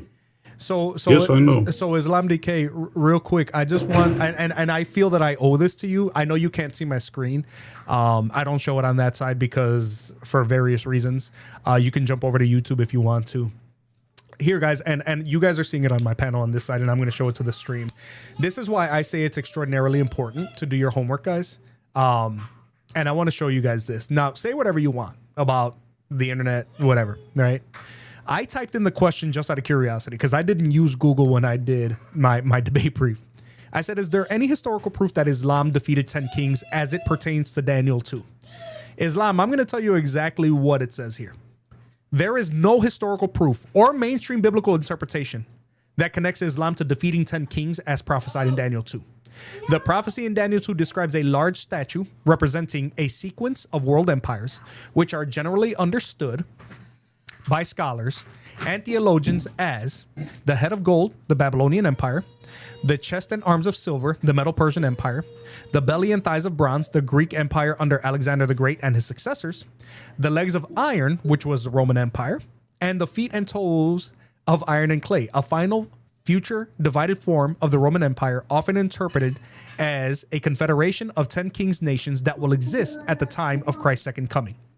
The 10 kings are specifically mentioned in Daniel 7 and Revelation 17, and most interpretations place their appearance in the end times, immediately prior to the establishment of God's eternal kingdom, symbolized by a stone cut without hands that destroys the statue.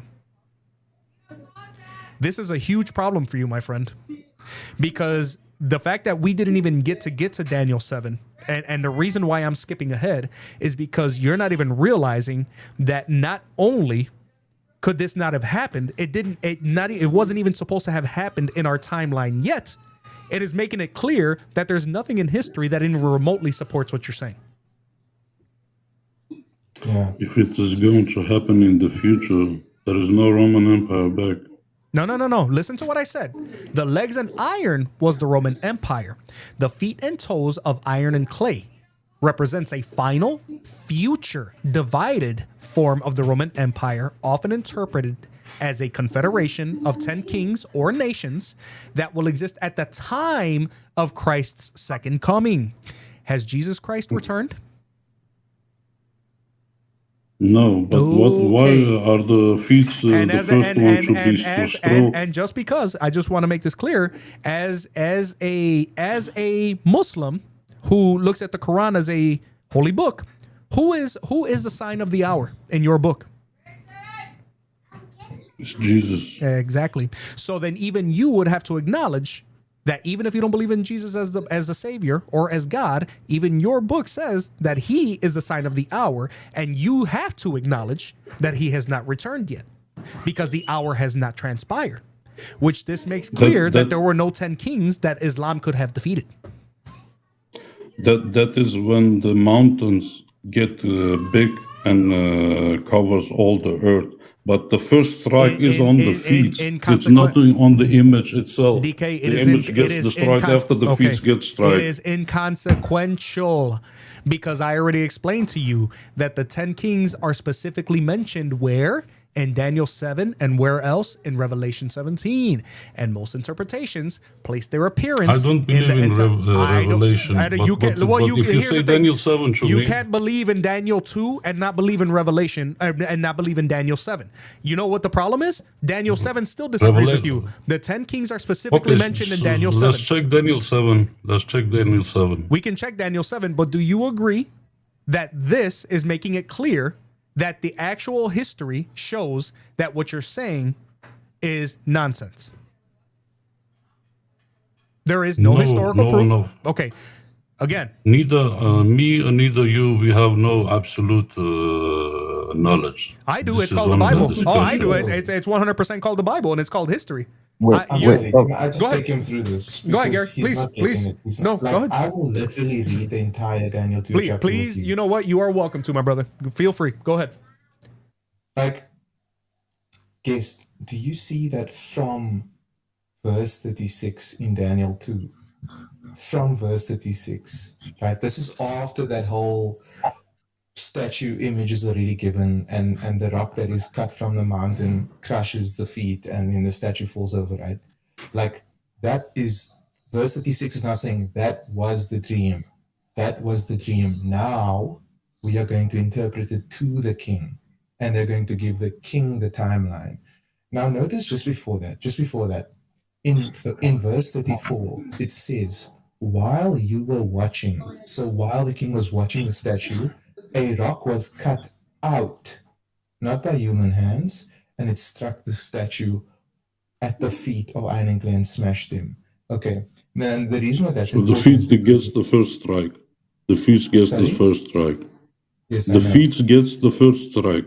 Correct? Yes, I know. Okay, continue. It's part of the dream that the king has, that he's looking at the statue, and while he's watching, a stone is being cut out and then strikes the feet.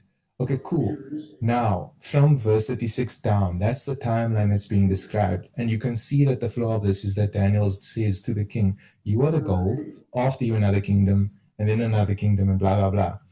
And in 44, it says, in the time of those kings, God will set up a kingdom that will never be destroyed, nor will it be left to another people. It will crush all those kingdoms and bring them to an end. And then, but it's off let you forever. And then 45 says, this is the meaning of the vision of the rock cut out. So the kingdom is actually established before the rock itself is cut down and strikes the feet. That's actually what Daniel is saying. He's saying that while the kings can you repeat that again? I didn't hear you. Gary, which part didn't you? Gary, do you want me to bring up Daniel 7 on the screen just so if there's Daniel 2. The last thing is the stone. You said the stone got cut and strike the feet. Sure.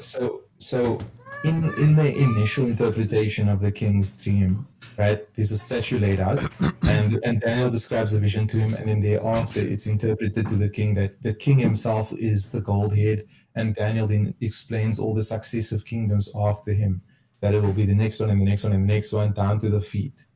Then it says in those times of those kings, God is going to establish the kingdom that will never be destroyed, nor will it be left on other people.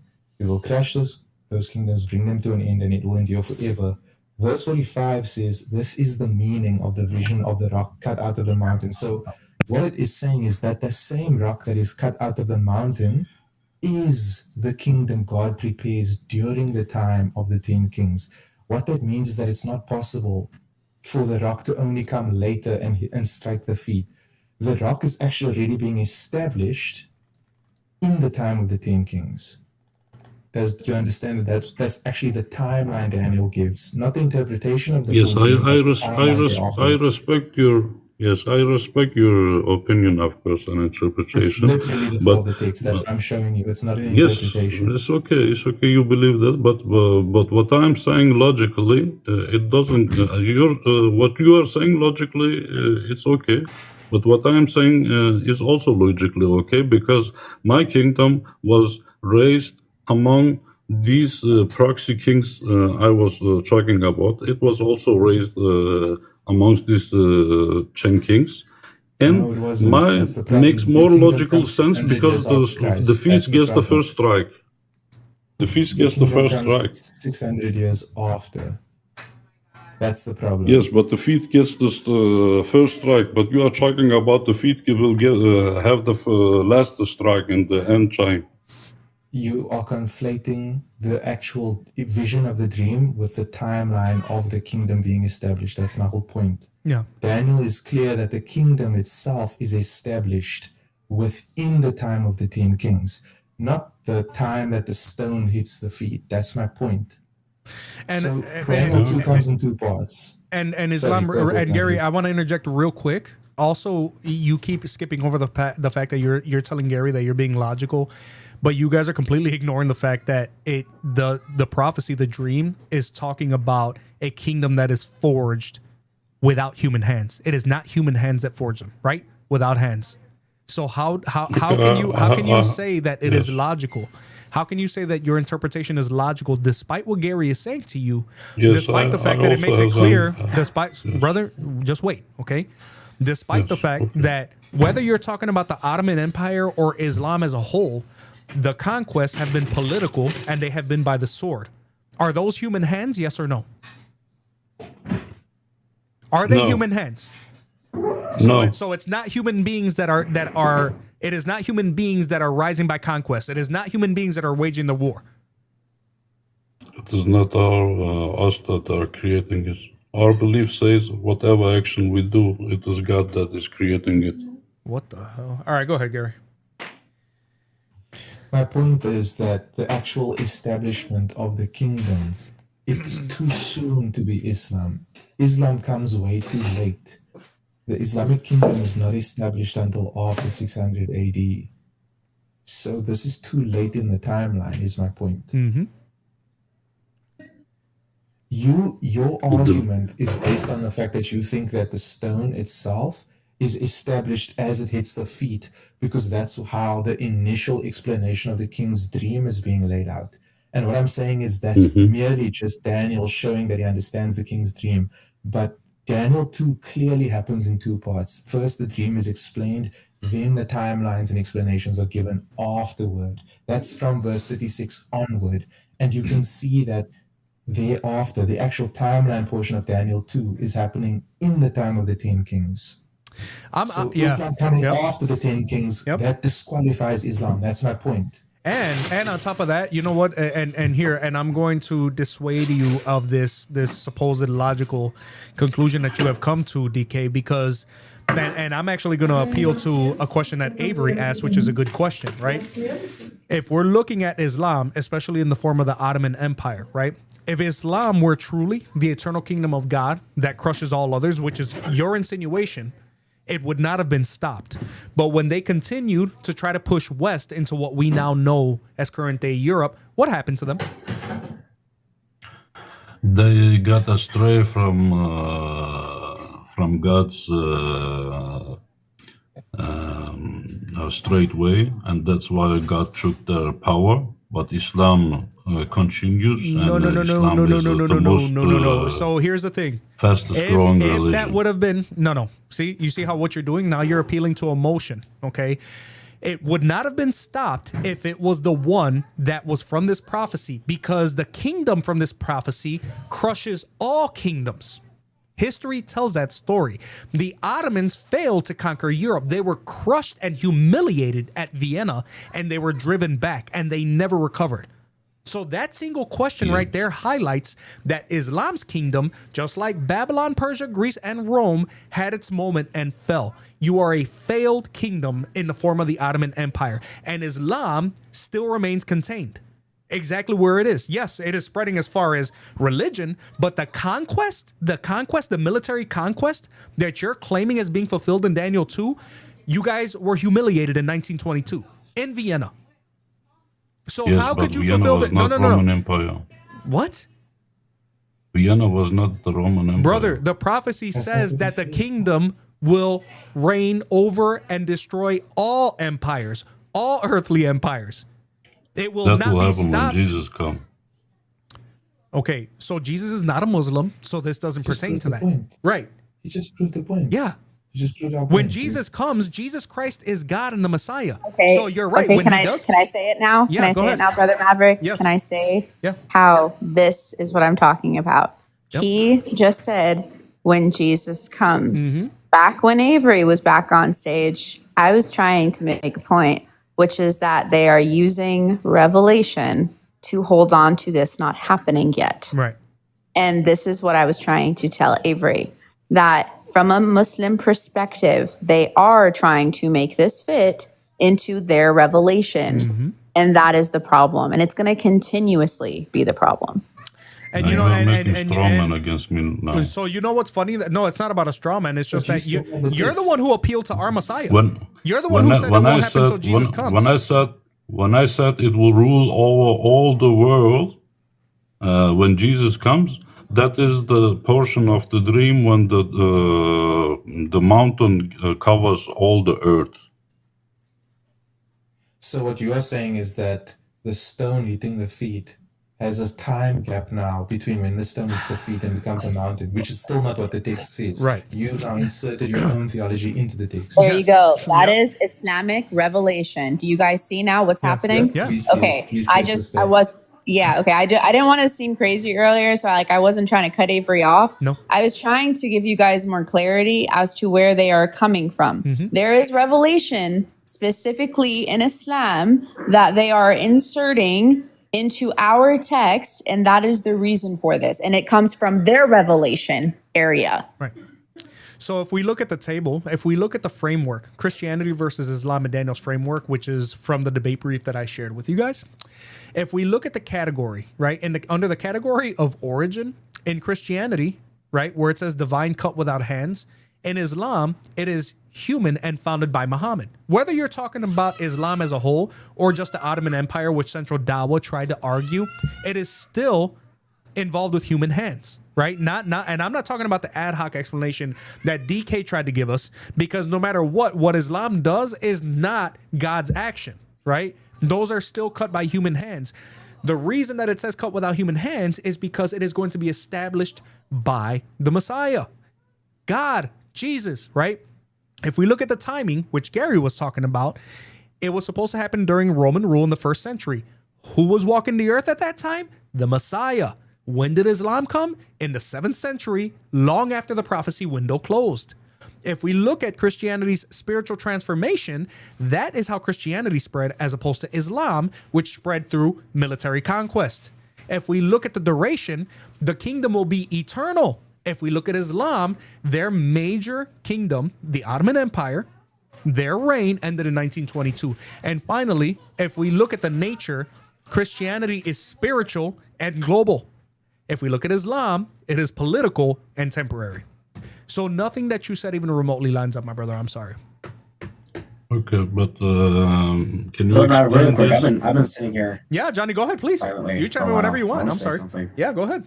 Yeah, because I think one of the Muslims earlier did mention that via agency, the Ottomans established the Islamic Empire over the Romans. But the thing is, the text says "made without hands," right? The empire is supposed to be established without, and as I mentioned, without human means. If you look at the second time that phrase is used, it's used of the death of Antiochus Epiphanes, who died without human means. And so you can't appeal to the Ottomans because it has to be. What's going on here? No, there was Delmy has an echo, but I muted him. I don't know why it's coming. I think his speakers are coming in through his microphone, so I muted him. All right, but yeah, so you can't appeal to the Ottomans because that would not fulfill the criteria of being made without hands. That would then be the kingdom being established by hands. Mm-hmm. Just want to say that you guys can get going. Oh no. Yeah, and you know what? What I wanted to point out?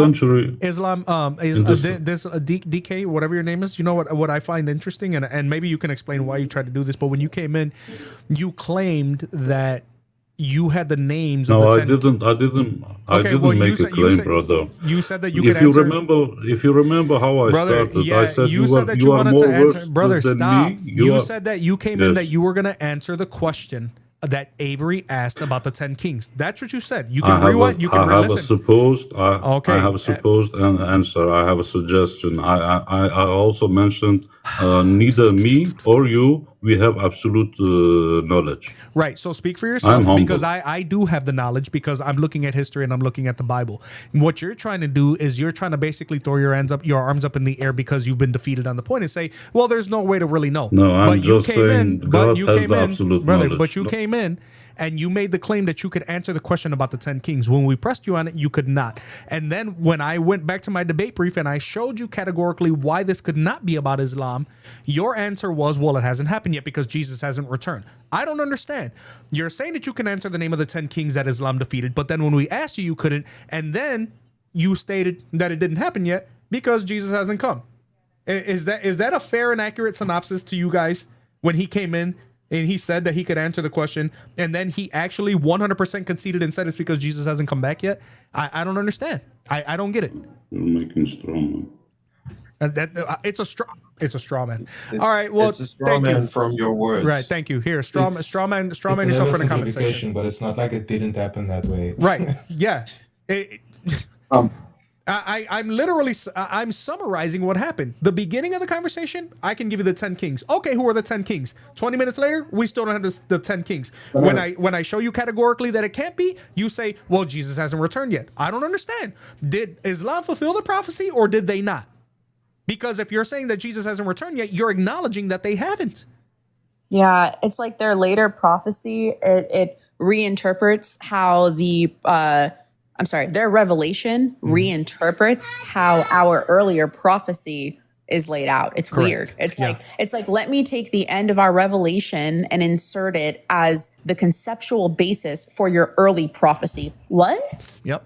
You know what I'm going to do? Word on this side. Go ahead, Johnny. Word on this side. I'm going to end and I'm going to restart because it said that I only have a static image, so it restricted it. So the numbers are going to keep going down. Everybody here who's on this side, I'm going to end it. I'm going to be live again in about 2 minutes, so just go ahead and jump back in on that. Okay. Go ahead, Johnny.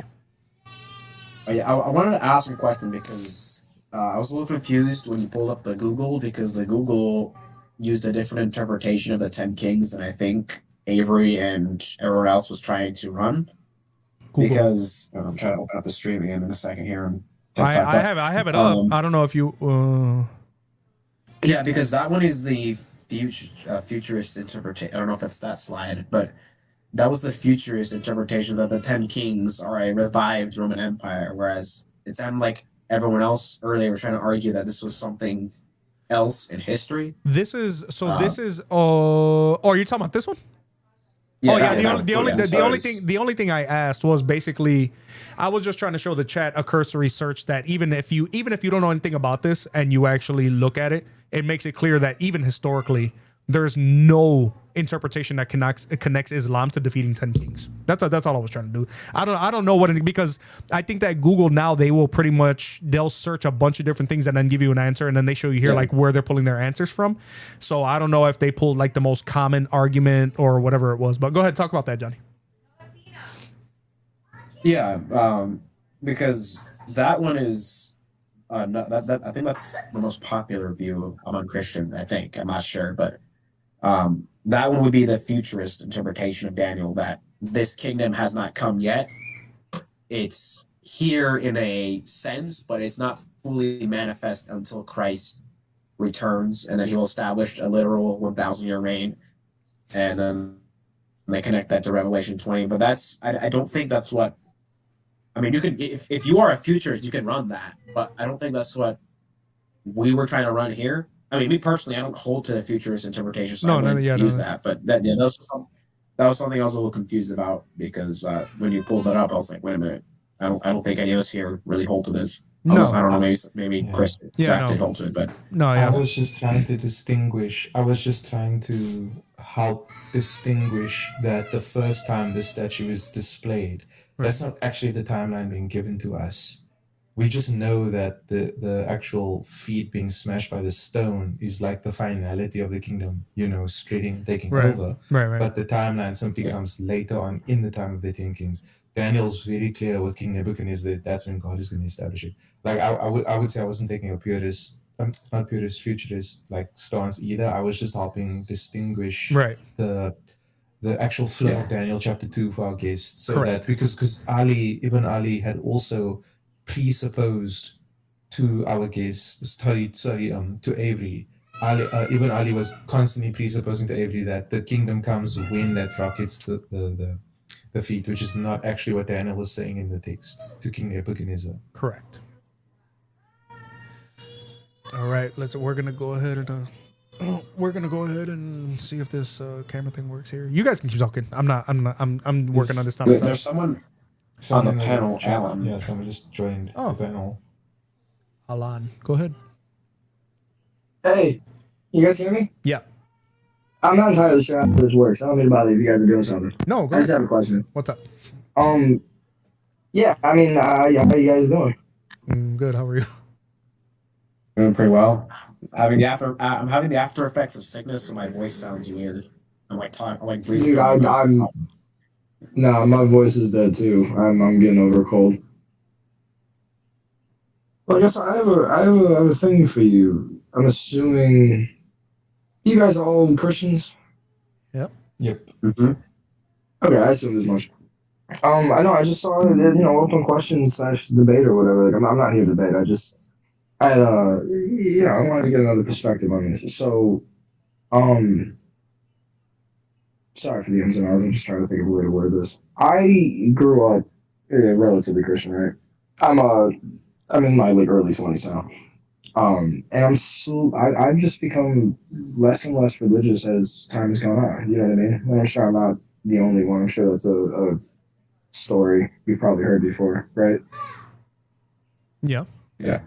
Yeah, okay, I assume as much. So, I guess I got a question for the brother Maverick, because I was looking through your channel, and I've been trying to find good faith-based channels to kind of get me back on the right track. Mm-hmm.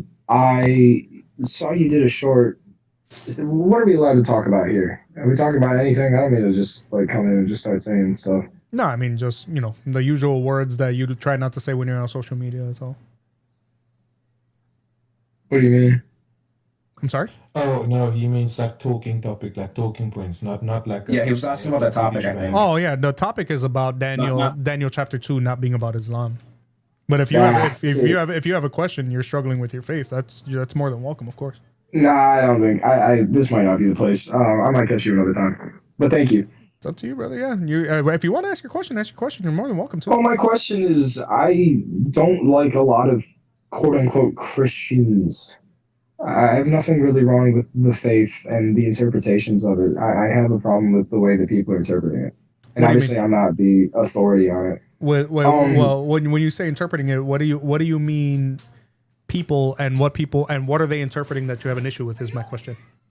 I mean, specifically, I am not a fan of everyone parading Charlie Kirk as some like ultimate Christian like harbinger of good. Okay. I think he was kind of not a good person, no matter how Christian he said he was. Okay. That's a good place to start. Let me ask you a question. You think you're a good person? No, not particularly. I think I try to be a good person, but I don't think I'm great. No, there's no. So what does Jesus say? What does Jesus say about people being good? Yeah, we are. We just have to work for it. No, that's not what he says. That's not what he says. Yeah, what do you mean? What do you mean? Could you, explain further. Jesus says there is no one good except God alone. Your righteousness is but dirty rags to God, my friend.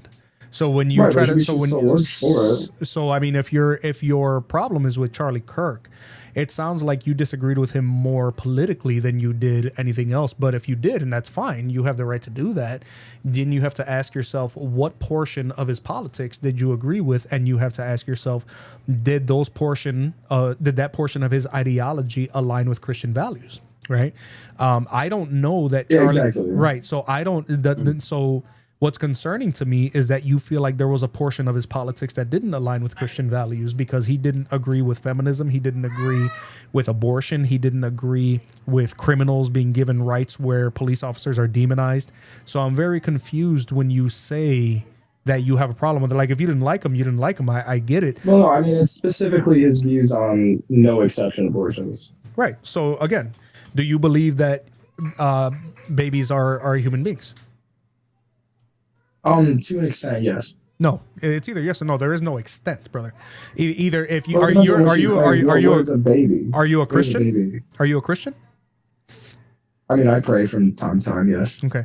So here, let's put it. So okay, you know what? Then let's put that to the side for a second. Then okay, let's put that to the side for a second. If you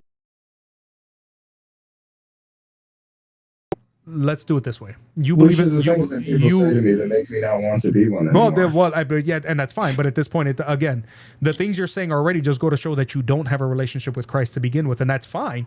I'm not judging you. I'm just letting you know that just off of your demeanor and your statements right now, there's no one that actually has a true relationship with Christ that could say babies are human beings to a certain extent. I mean, what counts as a baby, though? That's the question. Okay, that's not a moral question. No. When does life begin? See, you see, I don't care what you believe. I'm asking you what the general consensus is from the scientific community about when life begins. The general consensus is now using the heartbeat. No, it's not. Instead of just conception. No, it is not. No, it is not. Really? You lied. You lied. You lied. The general consensus is not now that it has been a heartbeat. No, because I cannot stand. Alan, don't lie, brother. Don't lie. Don't get yourself booted. Okay, you're coming in here. You started off talking about that you're Christian and you're this and you're that and you hate the way people interpret and you don't like Charlie Kirk. Now we're getting to the crux of it. Because you are sitting there on my show trying to justify taking the lives of innocent human beings that can't speak for themselves. And now you're trying to lie about what the data and the consensus actually is, which you will never damn do on my show. So I'm going to ask you again. And if you lie, I'm going to boot you. When does life begin? Before he goes on, I'm going to head out now. Just all right, Johnny. You know. All right, thank you. See? Yeah, goodbye. Later, bro. Yeah. Okay, I'll run it with you. That's not even really. I'm not a fan of it, for the record. I would not ever go through that if I was going to have a child with someone. I wouldn't want them to do that either. Okay, so if you wouldn't do it, then why do you have a problem with someone who stood so staunchly against it as a Christian man? I'll tell you, and I want to hear your thoughts on this story. Do you want to hear it? Sure. Because this was like kind of the turning point. No pun intended. Obviously, I'm not happy that he died. For the record, if that's what you think I am. I didn't say that. Okay, fair enough. Just want to get that out of the way. I read a story a few months ago. That genuinely shook me. It kind of ruined my day and kind of made me rethink a lot of this because I was very staunchly against abortion for most of my life. Like, again, any exceptions, right?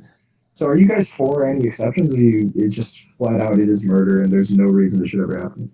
That is my stance. There is no reason to take the life, give capital punishment to a child for any reason whatsoever when they had nothing to do with whatever circumstances may have contributed to their conception.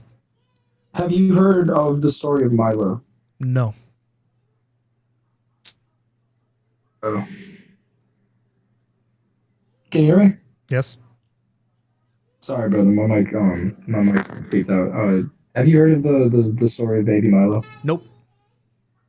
Okay. Would you mind if I explain it quickly? Go ahead. I'll give you a Because minute. I think it could give you a better idea. I'll give you a minute because I want to get back to my topic. Okay, I understand, but I really want to hear your response to this. So, it was two parents were ready to have a kid. They already had a son, and they were ready to have another. They planned this. They were going about everything in the right way. Their family, you know what I mean? It's not the conception itself is not the issue. The problem is that about halfway into pregnancy, they were doing routine ultrasounds, and this happened in Florida, by the way. They were doing routine ultrasounds, and they found out that the baby's kidneys were not developing, and he would be dead within hours max, the moment that he would be birthed, right? And so, in most situations and in most states, they would not consider that an abortion. They would consider that a medical thing for the mother's sake, because it would save her a lot of pain, effort. It wouldn't have to induce labor that actually could harm her. But in Florida, because of the heart rate, the heartbeat bill that they passed, she was forced to carry the baby to term. Okay. She was forced to go 12 hours of labor just to birth the baby that died in her arms in 90 minutes. Okay.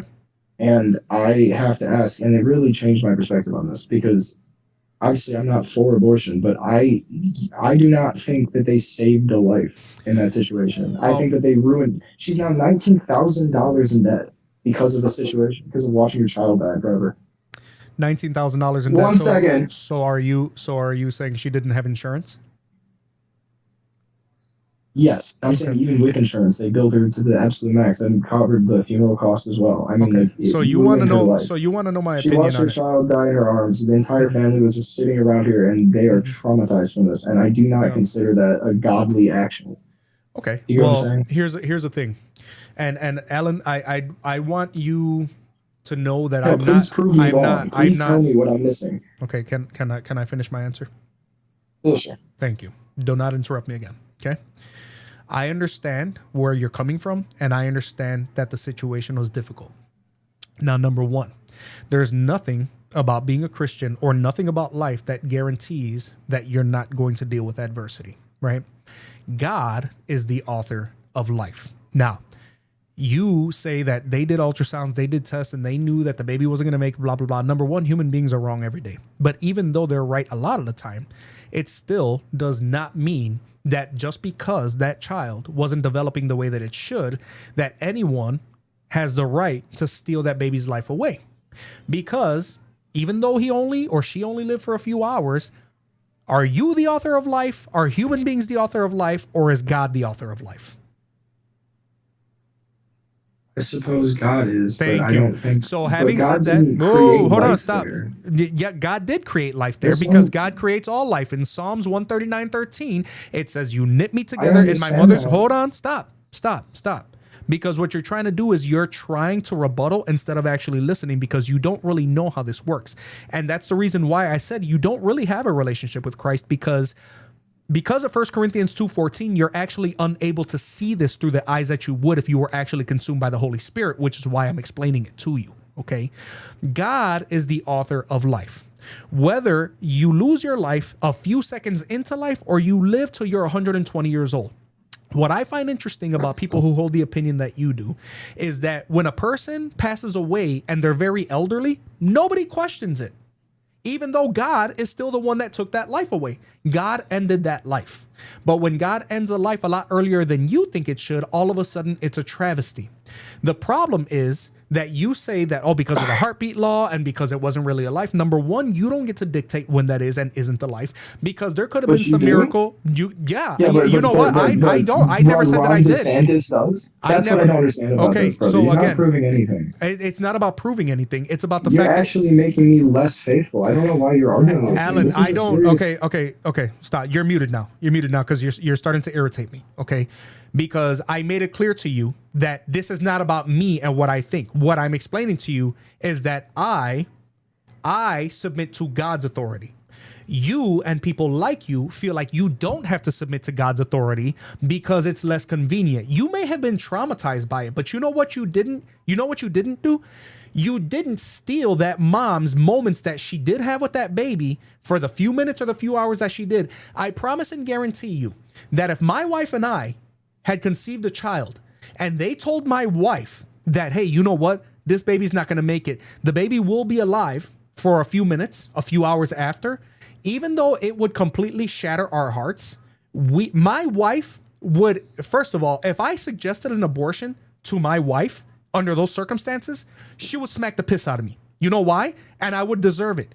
Because at the end of the day, I'm not going to steal a mother's only moments with her child that she'll never get back, or that she would have never had if she would have went in there with a machine and tore that baby apart before it even had a chance to share those few precious moments with their mom. So where you see travesty, other people see the moments that can never be gotten back, right? So when you say that, I don't know what the hell you're talking about. Because this isn't about Ron DeSantis. This isn't about me. This isn't about you. This is about the fact that thousands of years ago, it was established that God was the author of life. Again, Psalm 139:13. For you knit me together in my mother's womb. So it makes it clear. And you know what's even crazier that I think that we're having a disconnect here is that you stated this is what's funny to me. You stated that God was not the one who created the life there. I don't know who the hell you think you are by saying that God is not God creates every atom, the creator of the universe. And you're going to sit there and tell me that, and as a father of several children, I will tell you that the opinion that you hold to me is disgusting. And I no longer have any desire to talk to you. None whatsoever. Please don't ever call my show again. Go ahead, Gary. I don't want to talk to anyone. Can I have one last thought? I have another question for you. Gary wants to talk to you. I no longer have any desire to talk to you. I'm not going to lie. Maverick's probably not going to speak to you. Okay, so I joined this to hear your opinion and to just see what an actual faithful man had to say, and you insulted me. I'm telling you that I'm wavering on my faith. You're telling me that I have no relationship with Christ. Is that Christ-like? I don't understand the thought process behind that. And for the record, the mother wanted the abortion. And for the record, the baby came out blue. They couldn't even harvest his organs.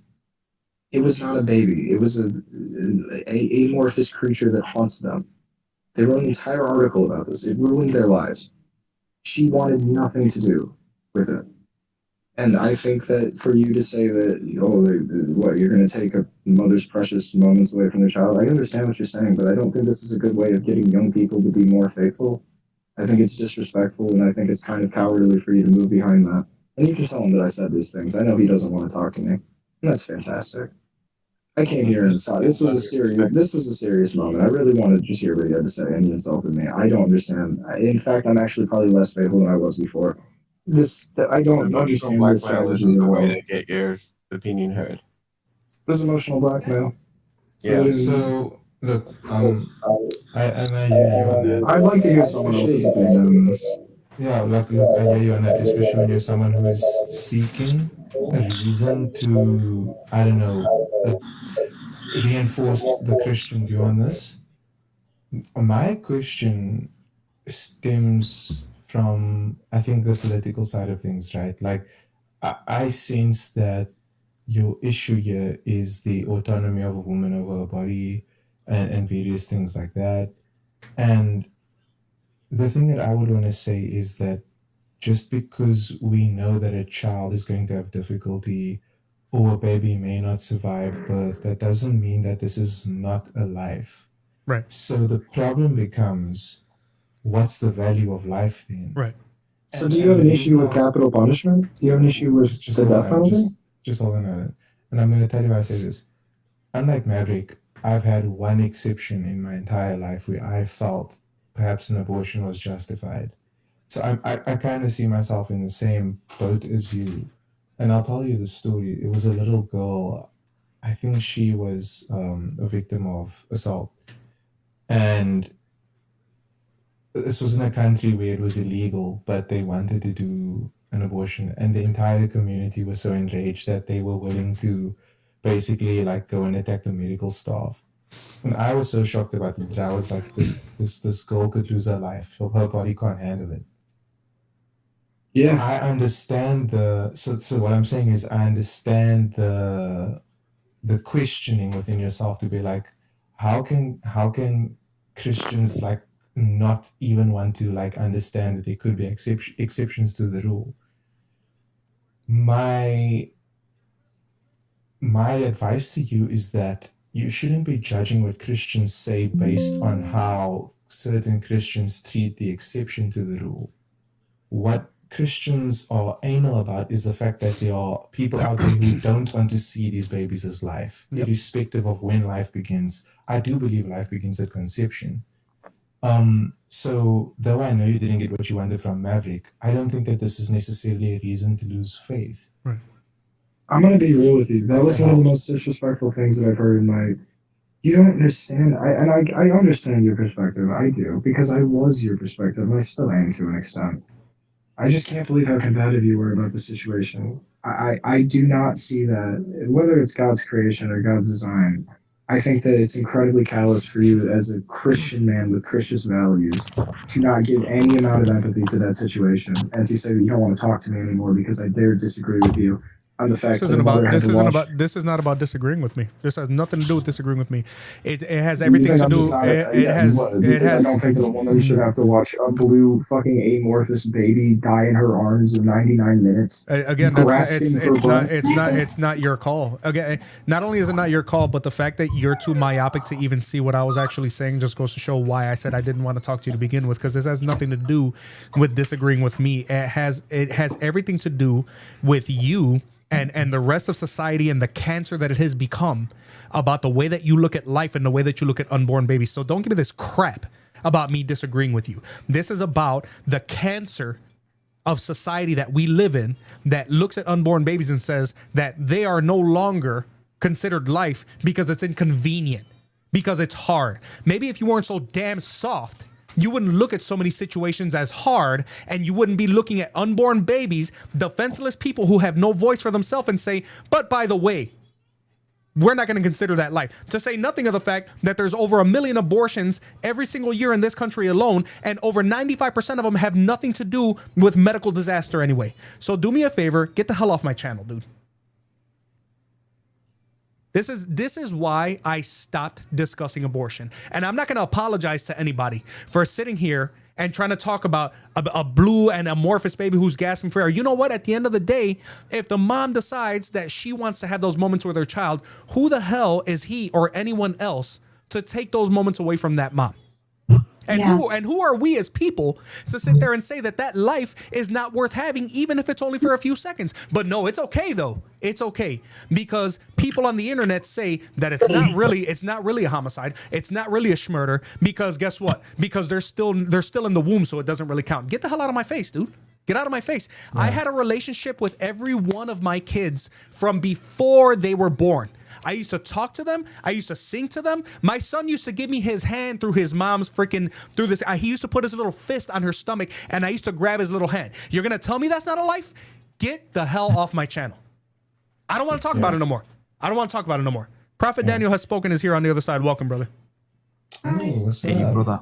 How you doing, man? Yeah. Good. I'm sorry. We had a guest who came in on the other side that just came in with his idiocy. I'm sorry. No, you just worded that so accurately. Thank you. I mean, these are vicious monsters who want to kill life in the womb. Yeah. They appeal to the exceptions and the horror stories of the exceptions, but it doesn't change our views on life. Right. That's what I was trying to kind of convey to him. Correct. Just from like a more empathetic point of view. But yeah. Prophet Daniel has spoken. Are you calling? You probably calling about the prompt, right? Yeah. Right. I just thought I'd check.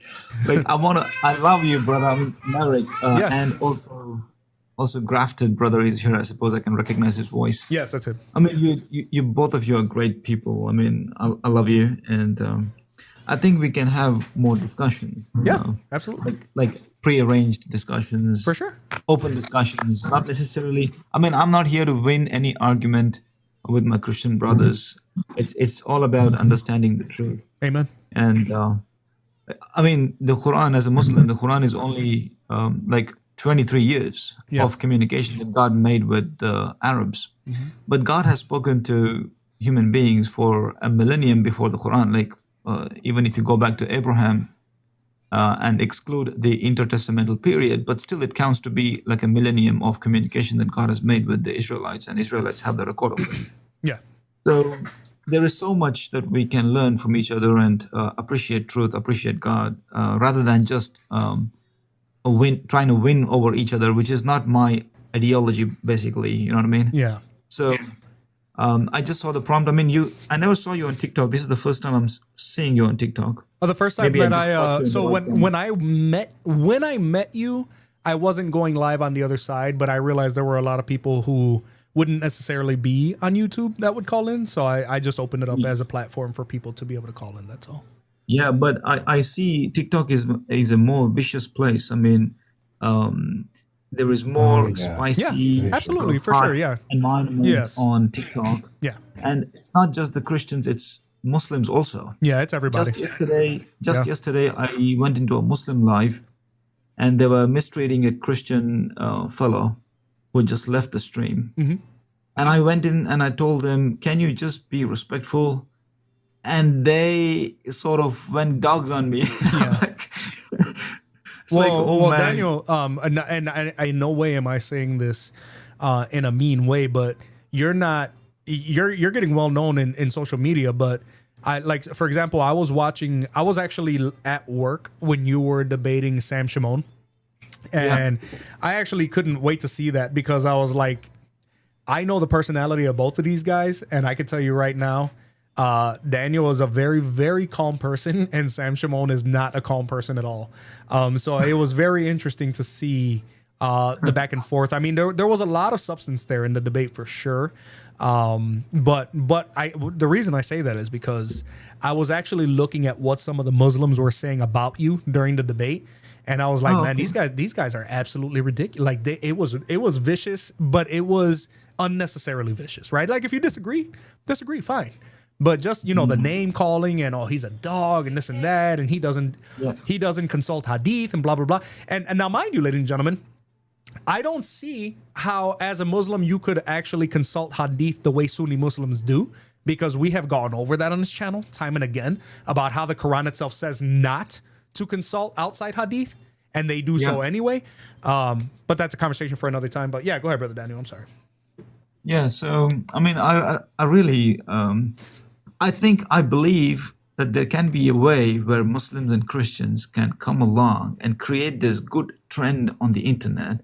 Not that we all have to convert each other. Not that, because even the God of the heaven is not strong on it. Like the God of the heaven already, in my opinion, like even the Roman Catholic Church, for example, the Pope, they recognize that Muslims are monotheists, and as such they also, I think I read this letter that released by the Pope, where they say the Muslims, because they believe in one God, will also have salvation.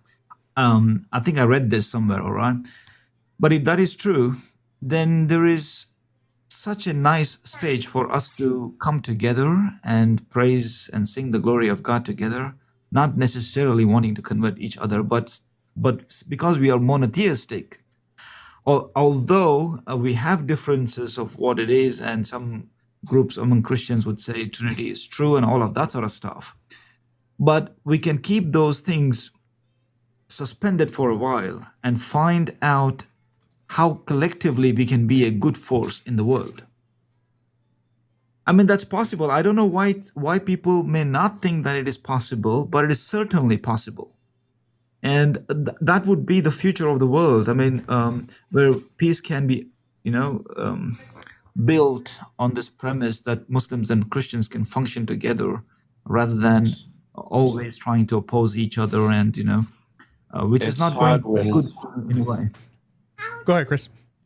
It's hard when the Quran talks about killing us, or the only peace that we can have is in humiliation and submission.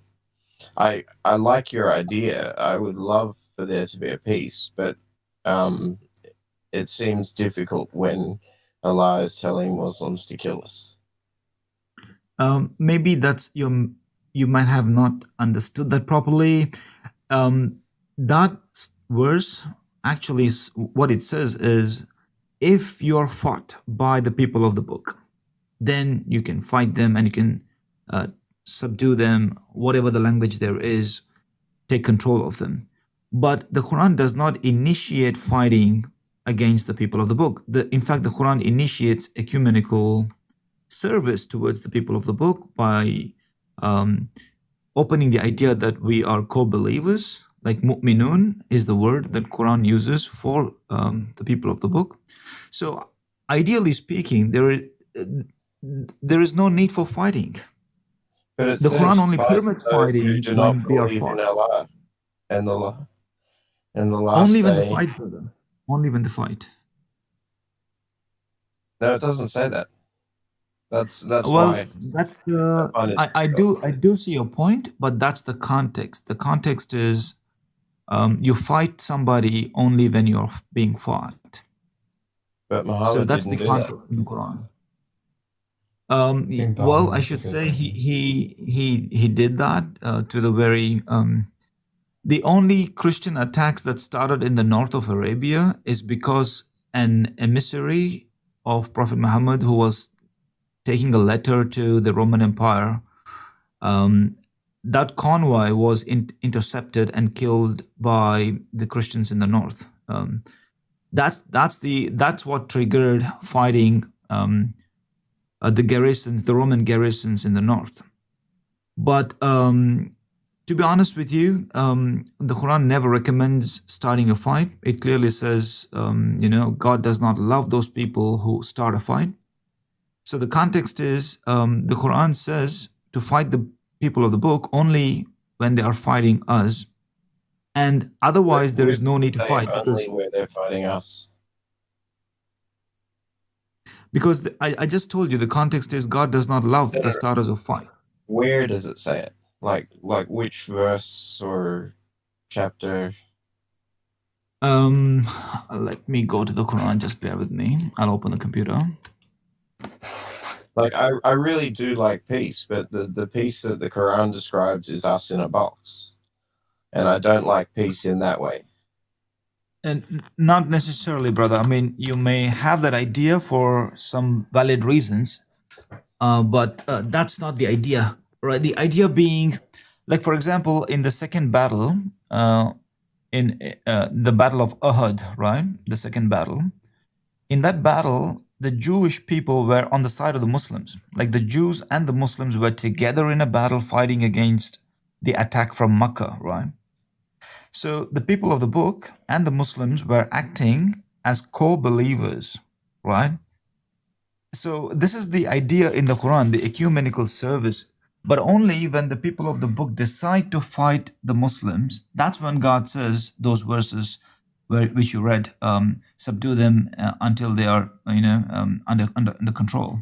So that's the only exception. When people of the book fight you, you gotta fight them. That's the only exception, right?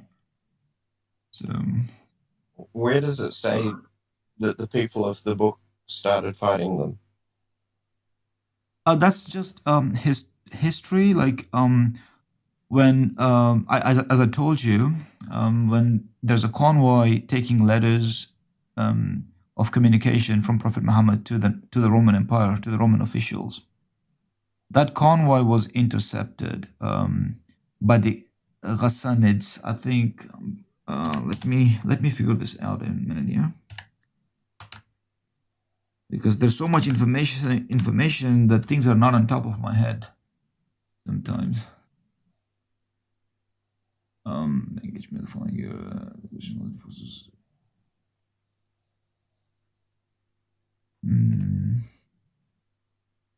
So it's the Battle of Muta, right? Was a sharp response to the killing of Prophet's envoy en route to the Ghassanid ruler, Shurabil ibn Amr, in the Levant. The Ghassanid garrisons functioned as vassals to the Roman Empire. This act of violence was considered a violation of diplomatic norms and a breach of trust. It became a catalyst for military expeditions against the Ghassanids to ensure the safety of Islamic envoys and to protect the burgeoning Muslim community from external threats. Although the Battle of Muta did not result in a decisive outcome, the subsequent military operations, such as the expedition of Tabuk in October 630 and operations dispatched under Osama bin Zayd in June 632, at the time of the death of the Prophet, to avenge for his fallen father, a commander in the Battle of Muta, paved the way for both diplomatic engagement and securing a military foothold in the region, and contributed to the expansion of the Islamic State in the Arabian Peninsula and beyond. So this is about the Battle of Muta, as I just read to you the commentaries. So there has been some disturbance on that road where an Islamic envoy was intercepted and the members killed. So this is what started the fight between the Christian forces in the north and the Muslims. Yeah. So Allah wasn't clear in Surah 929 when he started with fight them. Yeah, I mean when the verse starts, fight those who do not believe in Allah and the last day, nor comply with. Yeah. Mm-hmm. So that's that a response. Seems clear. And if Allah was to be clear like he claims, wouldn't he have said only in defense? Or yeah, so Daniel, the whole verse says, "Fight those who do not believe in Allah and the last day, nor forbid what Allah and His Messenger have forbidden, nor follow the religion of truth from the people of the book until they give jizya with willing submission and feel themselves subdued." Yeah, the context is again, this is Surah Tawbah, right? The context is again the historical development that's happening of this envoy being killed. This is the Surah Tawbah time. This is the time when Surah Tawbah is being revealed, and the backdrop is this envoy is being intercepted and killed. So in this context, the surah should be read. You can't disassociate the material of the surah from the historical backdrop. So it has to be looked into that context. Because the context of the Quran is Allah speaking to Arabs and giving a detailed explanation of everything. Yeah, I mean, it's so looking to a later history and reading history back into it and saying, "Oh, Allah didn't mean what He said," isn't what the Quran tells. Well, if you read these passages in the historical context, it makes perfect sense. That's why it's important to read the Quran in its historical context.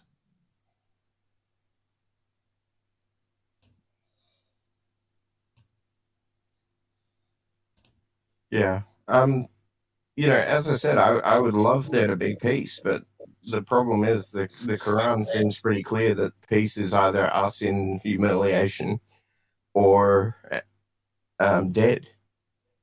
Not necessarily, brother. Peace is in cooperation, 100%. The co-believers, like the people of the book and the Muslims together paid the zakah. I mean, even Muslims don't know this. Muslims think, okay, the non-Muslims have to pay tax. There's a tax. It's either the option is, pay either believe in Allah or pay a tax if you're going to be a non-Muslim that is dwelling among Muslims, or you could be, I guess. I don't know what we're allowed to say on TikTok. If you don't agree to either be a Muslim or pay the tax, then they result to unaliving you. I think that's what you're allowed to say. No, that's a very crude way of looking at things. How's that crude? I just gave you two fluffs. I gave you two fluffs before the third. Well, How's that crude? Daniel, I'm looking back, and this whole, so the entire surah is just like, even one starts off, "This is a discharge from all obligations by Allah and His Messenger to the polytheists you believers have entered into treating with. You polytheists may travel freely through the land for 4 months, but you know that you will have no escape from Allah and that Allah will disgrace the disbelievers." This is talking about Christians and Jews. 9:3, "A declaration from Allah and His Messenger is made to all people." on the day of the greater pilgrimage, that Allah and his messenger are free of the polytheists. So if you pagans repent, it will be better for you. But if you turn away, then you know that you will have no escape from Allah, and give good news, O Prophet, to the disbelievers of a painful punishment. As for the polytheists who have honored every term of their treaty with you and have not supported an enemy against you, honor your treaty with them until the end of its term. Surely Allah loves those who are mindful of him. But once the sacred months have passed, unalive the polytheists who violated their treaties wherever you find them. Again, there's nothing in here about Christians or Jews being the aggressors first. Capture them, No, that's besiege not them. about Christians and Jews, brother. Okay. Maverick. So what is this about? Because Those passages are about polytheists. this in is the Makkah, same right? chapter. So when does it make the distinction between, because according to this is never saying the word Jews. This is not saying the word people of the book. This is not saying the word Christians. This is literally repeatedly saying pagans and polytheists. Yeah, Mushrikun And verse were 30 says people the who were Jews say Ezra is son of Allah, while Christians say the Messiah. So if it's not talking about Jews and Christians, why Right. is the very next verse Right. talking about Jews and Christians? And it says such are their baseless assertions. So now it's literally attacking our belief system. Such are their baseless assertions, only parroting the words of earlier disbelievers. So now this is literally saying that Jesus being God, or Jesus being the Son of God, is literally parroting the words of earlier disbelievers. May Allah condemn them. How can they be deluded from the truth? 931, they have taken their rabbis and monks as well as the Messiah, son of Mary, as lords besides Allah, even though they were commanded to worship none but one God. There is no God worthy of worship except for him. Glorified is he above what they associate with him. 932, they wish to extinguish Allah's light with their mouths, but Allah will only allow his light to be perfected, even to the dismay of the disbelievers. Brother, this is talking about Jews and Christians. Yeah, that is those passages from 930 onwards talks about Jews and Christians, but before the passages before that is only about the mushrikun, which is like the pagans. Okay, so either, but Daniel, do you see what the issue is? What 929 says is fight those who do not believe in Allah and the last day, nor comply with what Allah and his messenger have forbidden, nor embrace the religion of truth from among those who were given the scripture, until they pay the tax, willingly submitting, fully humble. Right. So essentially, so even if everything before 29 wasn't about that, it's commanding people to fight, impose jizya against people who don't believe in Allah, as Muhammad established the idea. And it's literally it's literally stating that what Christians are saying about Jesus is a baseless assertion, and that they're parroting the words from earlier disbelievers. So even if these were not the polytheists and the pagans that was spoken about in 28 and before, Christians and Jews are established as enemy in chapter 9 after verse 29 anyway. So even if that's not what you were talking about from 1 through 28, from 30 and on, it still establishes us as the enemy anyway. No, let me explain this now, okay? Okay. So the one of the clause is, if the prohibitions of Almighty God and the Prophet, which means the arrangements, the diplomatic arrangements that Prophet Muhammad had with the people of the book. If the people of the book do not respect those diplomatic arrangements, then is the fight. Like that would mean the people of the book are willing to fight the Islam, all right? But if they are in a diplomatic arrangement, like if they have ties of friendship, then there is no need to Wait. fight. Don't skim past that. Did you just say that God's asking you to unalive and other people, Christians, in the last days? Did you just skim right past that? Mm-hmm. What did you just say? Did you just say that in the last? Did you just agree with us, right? That in your revelation, right? God asks you to unalive anyone who's basically not Muslim, so the Christians or Jews. Do you not understand that that's there? What we're saying to you? I think you're not understanding something. You're not understanding the It's not the war that happened, it's the war to come. It's imposed jizya. That's what you're not understanding, and you're not letting me speak as well. Like What I'm Okay, trying to sure, say sure. is, Go ahead. as co-believers, even the Jews and the Christians, they paid the zakah with the Muslims, not the jizya. And lots of Muslims don't understand this, okay? Because of the historical context that got developed later on. But if Muslims, Christians, and Jews behaved like co-believers in an ecumenical service towards God, all these three different faiths will be paying the zakah together. But only people who fight the Muslims, when they are subdued, they will be paying the jizya, because anyway they are unwilling to pay anything to the Muslims, and that's why they are fighting them, right? But when they are subdued, they will be made to pay jizya. Hold on. So there's two things I'm just getting curious. Jizya and zakah, okay? Hold on. Brother Maverick, is this money we give to the Muslims in both sense? It is, right? Okay. So this gentleman up here, for the audience listening, I just want to make sure everyone follows. He is letting us know in two instances of which we give them money. Okay, he's trying to tell you that there's two different reasons why we give them money, and both of those reasons are how and why you argue against Islam will determine the way you pay them. If you decide to pay them peacefully, it's like, if you decide to pay them forcefully out of force because you don't want to pay them, right? Then it's jizya, right? So it's like I don't get it. What's the point here? You're using two different terms, but either way, we're still paying you for what? Yeah, okay. Let me explain this. It's like this empire, right? It's like in America, for example, if Muslims live in America, they pay taxes. Right. So you're planning to take over. I forgot. Sorry. I forgot about the whole takeover plan. My bad. Continue. Yeah, because this is the kingdom of God. That's what Daniel 2 is all about. It's the kingdom of God. The Islamic takeover, that's what Daniel 2 is about? Yeah. Oh, okay. My bad. I didn't know that. Because Daniel 2 prophesies that the Roman Empire would be subsumed by the rock empire, which God of the heaven carves out of his own hand. So when the Islamic Caliphate took over the Roman Empire, God's kingdom is in place, and God's kingdom would exact taxes from people. Daniel 2 is the takeover of Islam. Got it. That's I'm telling you, you guys, man, Maverick, brothers on this YouTube, you guys, you're not hearing me. Earlier today, I said Muslims are using their revelation to describe Daniel 2. And my ladies and my gentlemen, please look at the best example. This man just told us Daniel 2 is the Islamic takeover. Daniel 2 is the Islamic takeover of the world. Thank you for letting us know that. Dear sister, Your God is so kind. Your God is so kind. He's so just for allowing you to unalive all of us. It sounds it's not an option. I mean, people need not unalive anybody, right? That's not the intent of God.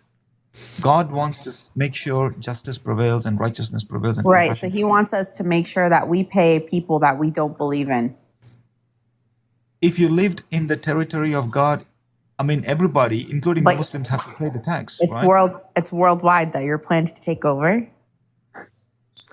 Let me ask you a question. Go ahead, dummy. Go ahead. God is concerned with the Holy Land. God is concerned with the Holy Land, right?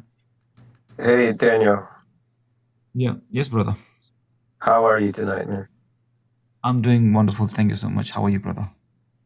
Salam alaikum. I'm blessed by the Lord and Savior Jesus Christ. Hey, let me ask you a question regarding the zakat and the jizya. One is forced and the other one is voluntary. Okay, how much is each? Let's say someone decides to give zakat today and they have $1,000. How much should they give? Okay, I don't subscribe to the traditional Muslim view on zakat. What I believe is zakat You got to subscribe to your people. What do you mean? No, I don't. What do you mean? Because what do you mean, Gazab? What do you mean? You got to subscribe to your people, Gazab, man. You're up here claiming to be a Muslim, and then you say, but I don't subscribe. No. Come on, man. Subscribe to your people. Sister, with due respect to you, I'm not going to call you a liar here, all right? with due respect to you, we're trying to understand, all right? So if you're asking me a question, I will express my opinion and my learnings, right? Sure, I'm not sure. You can say cultural it's just Muslim. weird. It's just weird. That's all. I'm not a cultural Muslim, Daniel. and this is precisely why the Muslims don't like me. You know, the cultural Muslims don't like me, and this is the reason. Well, And I've Daniel, been you know what? facing the wrath for all this time. I agree with that. That's why I established from the beginning that the majority of Muslims look at you as a heretic. And to be fair, you did say that in the beginning when I met you. The Prophet Daniel, this is before I met you. Chris, this is before you started calling in. Word, I hadn't met you yet. The first time I spoke to Daniel, he had made it clear that he was considered a heretic among his people. He does not consider hadith to be the word of God, which him and I agree on that. The hadith is not the word of God, not indirectly or otherwise. But the thing about it is that Daniel, I do have something you said piqued my interest, because I want to ask you a question, and some people could probably consider it on topic or not. You said that the Islamic takeover of the world is the prophecy that it is spoke of in Daniel 2. That's an interesting take. Now, you're not talking about the Ottoman Empire, which was humiliated in 1922. You're talking about the cultural takeover, such as the way that they are taking over in Europe and in Africa and in little pockets of America. That's what you're saying? No, I'm not talking about the cultural takeover. Oh, okay. In fact, I don't like the cultural impetus that these pockets of Muslims try to pitch in the Western world. Okay. I don't like that. Personally, I don't like that, all right? Okay. But what I'm talking about is a territorial takeover. Mm-hmm. And if we examine Daniel 2, for example, if you were to read the whole prophecy, we did. Daniel 2, Prophet Daniel starts off explaining to the king of Babylon, Nebuchadnezzar. He says, "O king, you are the gold head, because God has given you authority over all the earth, over every flying creature, every land animal, over the entire earth, you have the authority." So obviously the language that's used there in the passage is not global, right? Because we know Nebuchadnezzar did not have kingdom over Egypt, let alone China, right? Not even on Egypt he had the kingdom, right? Mm-hmm. But what is the prophecy in fact then talking about? Why does the prophecy say the entire world? Okay, now that this is where we need to understand something important. For the Hebrews, the Holy Land is their world. The Holy Land means world to them, right? That's their world. So when God of the heaven gives authority to Nebuchadnezzar over the Holy Land, this is the language that is being used relative to the Hebrews. So Hebrews says, in our world, in our whole world, in Israel, in the Holy Land, you have the authority. You are the head of gold. Right? So the Holy Land here is a reference to the world in the scriptural language. So even when in the Quran, God says, you will have authority, what is meant is the Holy Land, right? And because we go back to all of the prophets, we see the language that God chose Israelites as his representatives in the Holy Land so they can impress all other nations to come and worship the God of Abraham. This is the purpose that God has in this land, and that's why he makes this piece of land his holy land. And he has a philosophy in this holy land. He says only meek will worship God in the holy land. And therefore we have what is called as the parable of the tenants, which Jesus explains in the Gospel of Matthew and also in the Synoptic Gospels, that God brings in tenants to the vineyard, but when the tenants do not produce fruit, he will wait for another year. He has been waiting, sending managers, but at the end he has sent his son. And still, if the tenants do not produce the fruit, then he will have them expelled from the vineyard, right? He will bring in new tenants, new people. And this is what we see in Matthew, in the parable of the tenant farmers, right? So the philosophy that God has in this holy land is anybody who don't listen to him gets indisciplined, he will remove them and bring in new people. So that's what he did. When Jesus cursed the Jewish people for not listening to him, the curse was fulfilled in 70 AD. Romans, whom God wanted to defeat, according to this prophecy, ended up actually exterminating Jewish populations from that land. Okay, but then he brought in new people, which were the Arabs, fulfilling the prophecies made to Abraham that Ishmael will be a great nation in Genesis 17. He brings them in, and he reinstates his kingdom in the Holy Land for the next period. And when the Arabs become indisciplined, they fall victims to the hadiths and leave his scripture, the Quran. He brings in new people, the Turkic people. That's when the Ottoman Turks come in, and they become the new kings in the Holy Land for another age.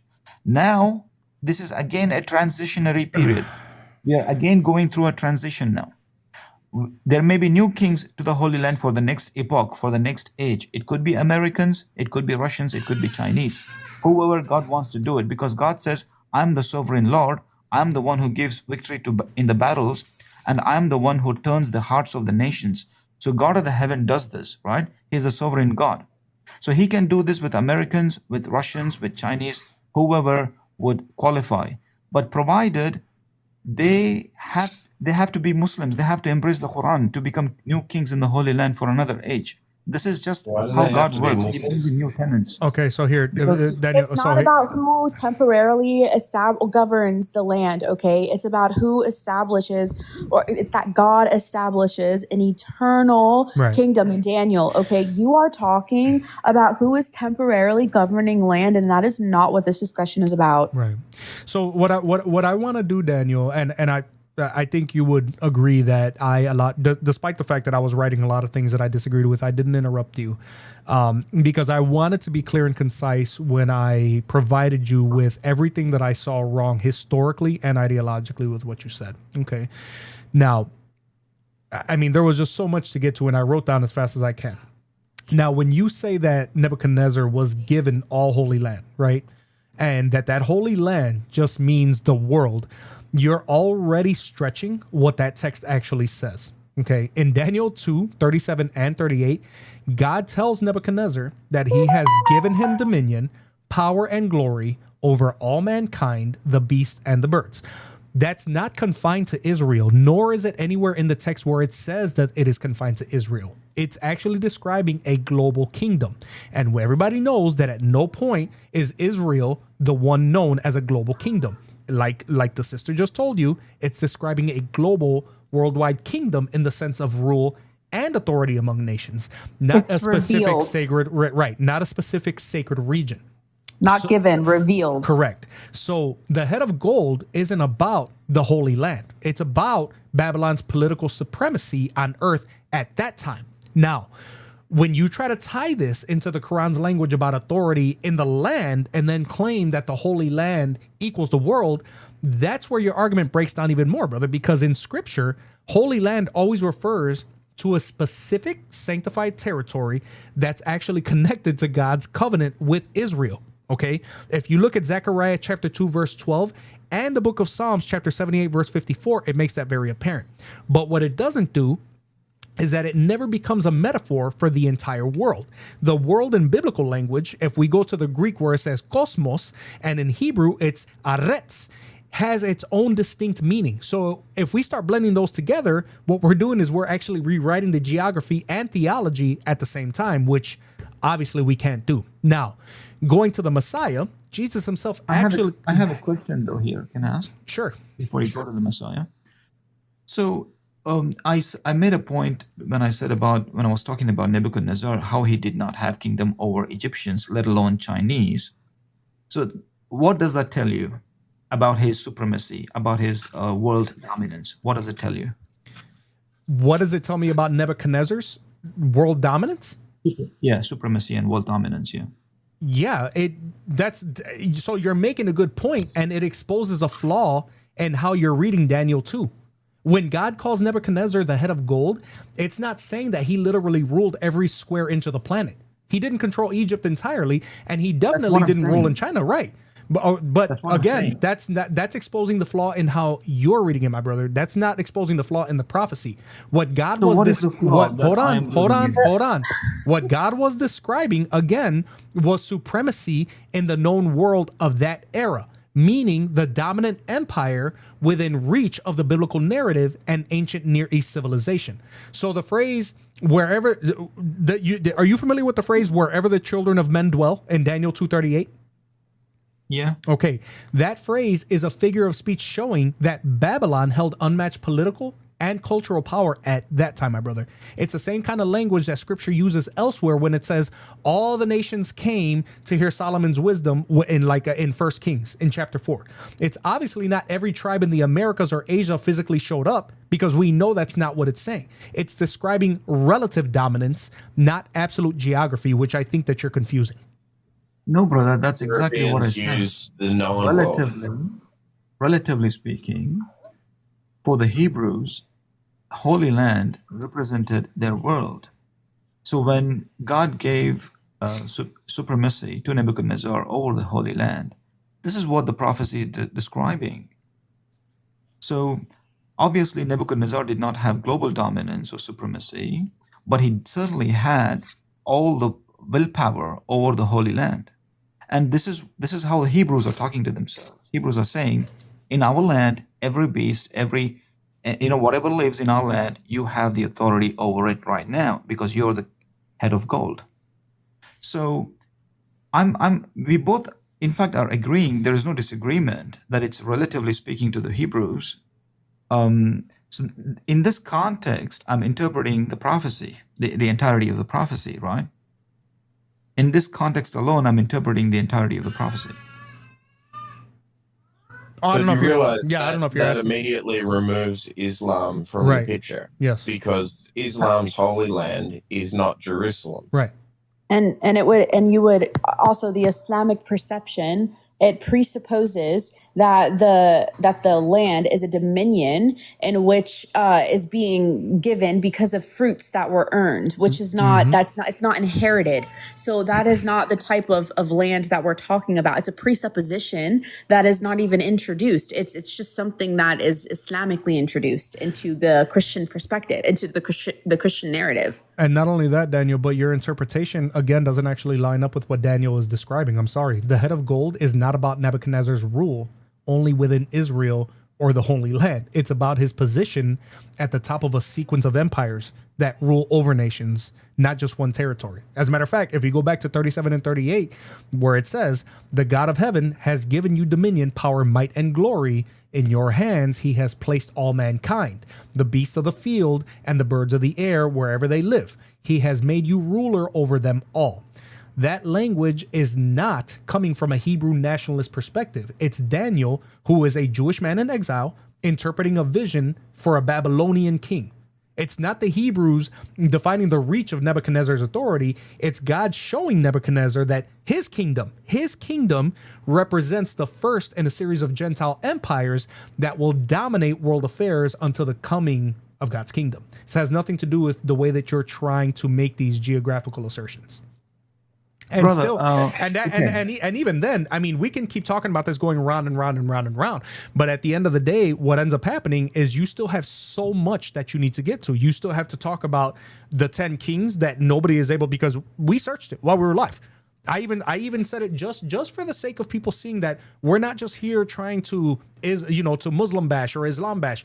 I looked at it. I even said, brother, right here in on the web, the first thing I said, is there any historical proof that Islam defeated 10 kings as it pertains to Daniel 2? The very first thing, and you can go, and I will give you every single link, I will give you every single source. The answer that it gives me is there is no historical proof or interpretation that connects Islam to defeating 10 kings as prophesied in Daniel 2.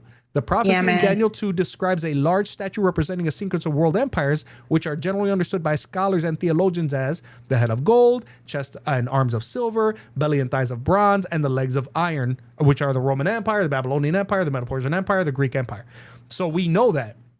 But you still have so much, even outside of this interpretation, which you're free to, Brother Daniel, but you still have to not only get through the rest of the prophecy in Daniel 2 that makes it clear that this is not Islam, to say nothing of the fact that as far as time frame, this could not be Islam. You still have to get through Daniel 7 and Revelation 17, which further hammer down the point that this could not possibly be about Islam. And brother J49er is on TikTok, and he is like a historical junkie. Like, he's so good when I say that. I mean, like, historical junkie, and he could, rapidly just, oh, hi, J49er. He's and I'm sure, and the thing is that, like, Prophet, I know that you probably know who Jay is, and Jay is hot. Is it Jay Dryer? She said Jay is hot. What? Did you say Jay is hot? No, I said you probably know J49er. Oh, I could have swore I heard somebody say Jay is hot. I was like, what the hell?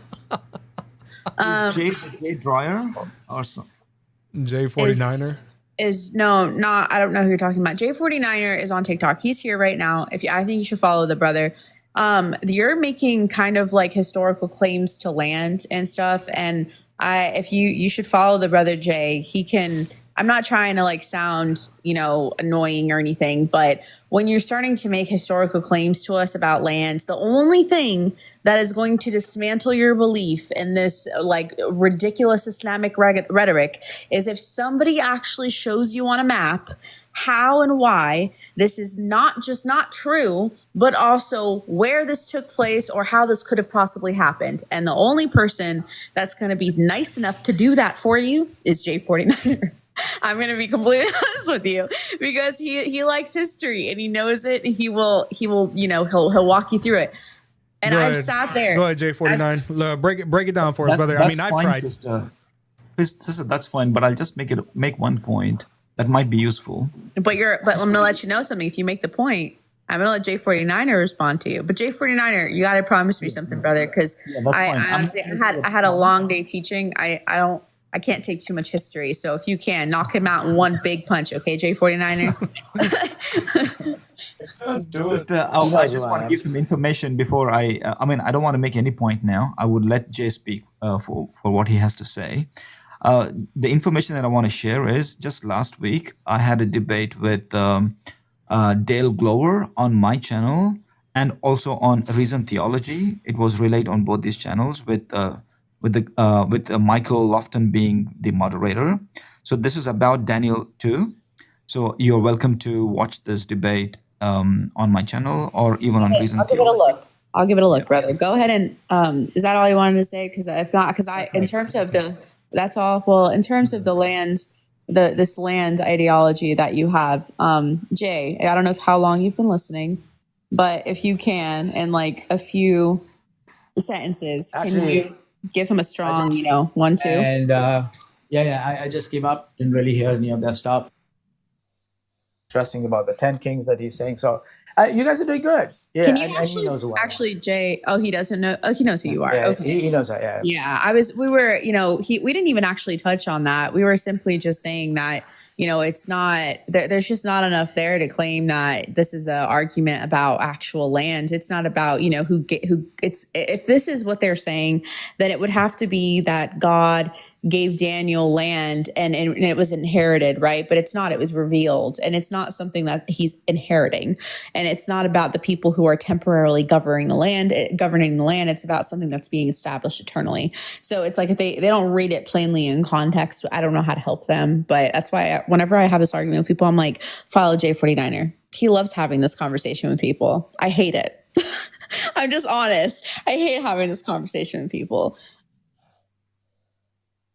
No, you guys are all good. I just came up here to just say, I actually don't have too much time over here. I just came up to say that that's a very interesting angle on the 10 kings that you're bringing forward. And I just wanted to introduce myself. So he knows who I am. We'll continue this conversation. It's a very, very long conversation. I don't have that much time for it, but you guys are on the right path. As you said, you are also tired. Maybe some other time we can have this conversation. Love to have a conversation with you about this, because I'm like a little fatigued whenever, somebody, I'm like, I don't know, it just seems like such a, I know I have to learn it, Jay. I know we do. I know I have to learn it. And it's like slowly as I listen to Jay, like during the daytime, I'm learning, but there's only so many stupid arguments that I can keep up with. And no offense to you, brother Prophet. I just find it to be stupid, because it's absolutely all right. If you just read it plainly, I feel like if you just read it plainly, it's there. But this is just not my expertise field. I don't know. Yes, sister, I totally understand, because we come from different paradigms. And to each other, the reasoning may seem stupid until we have a thorough engagement. That's why I said I need someone else to talk to you about it, because I got to sit here and listen, because Not a I problem. just can't Not engage a with problem, it. sister. Not a problem. Yeah.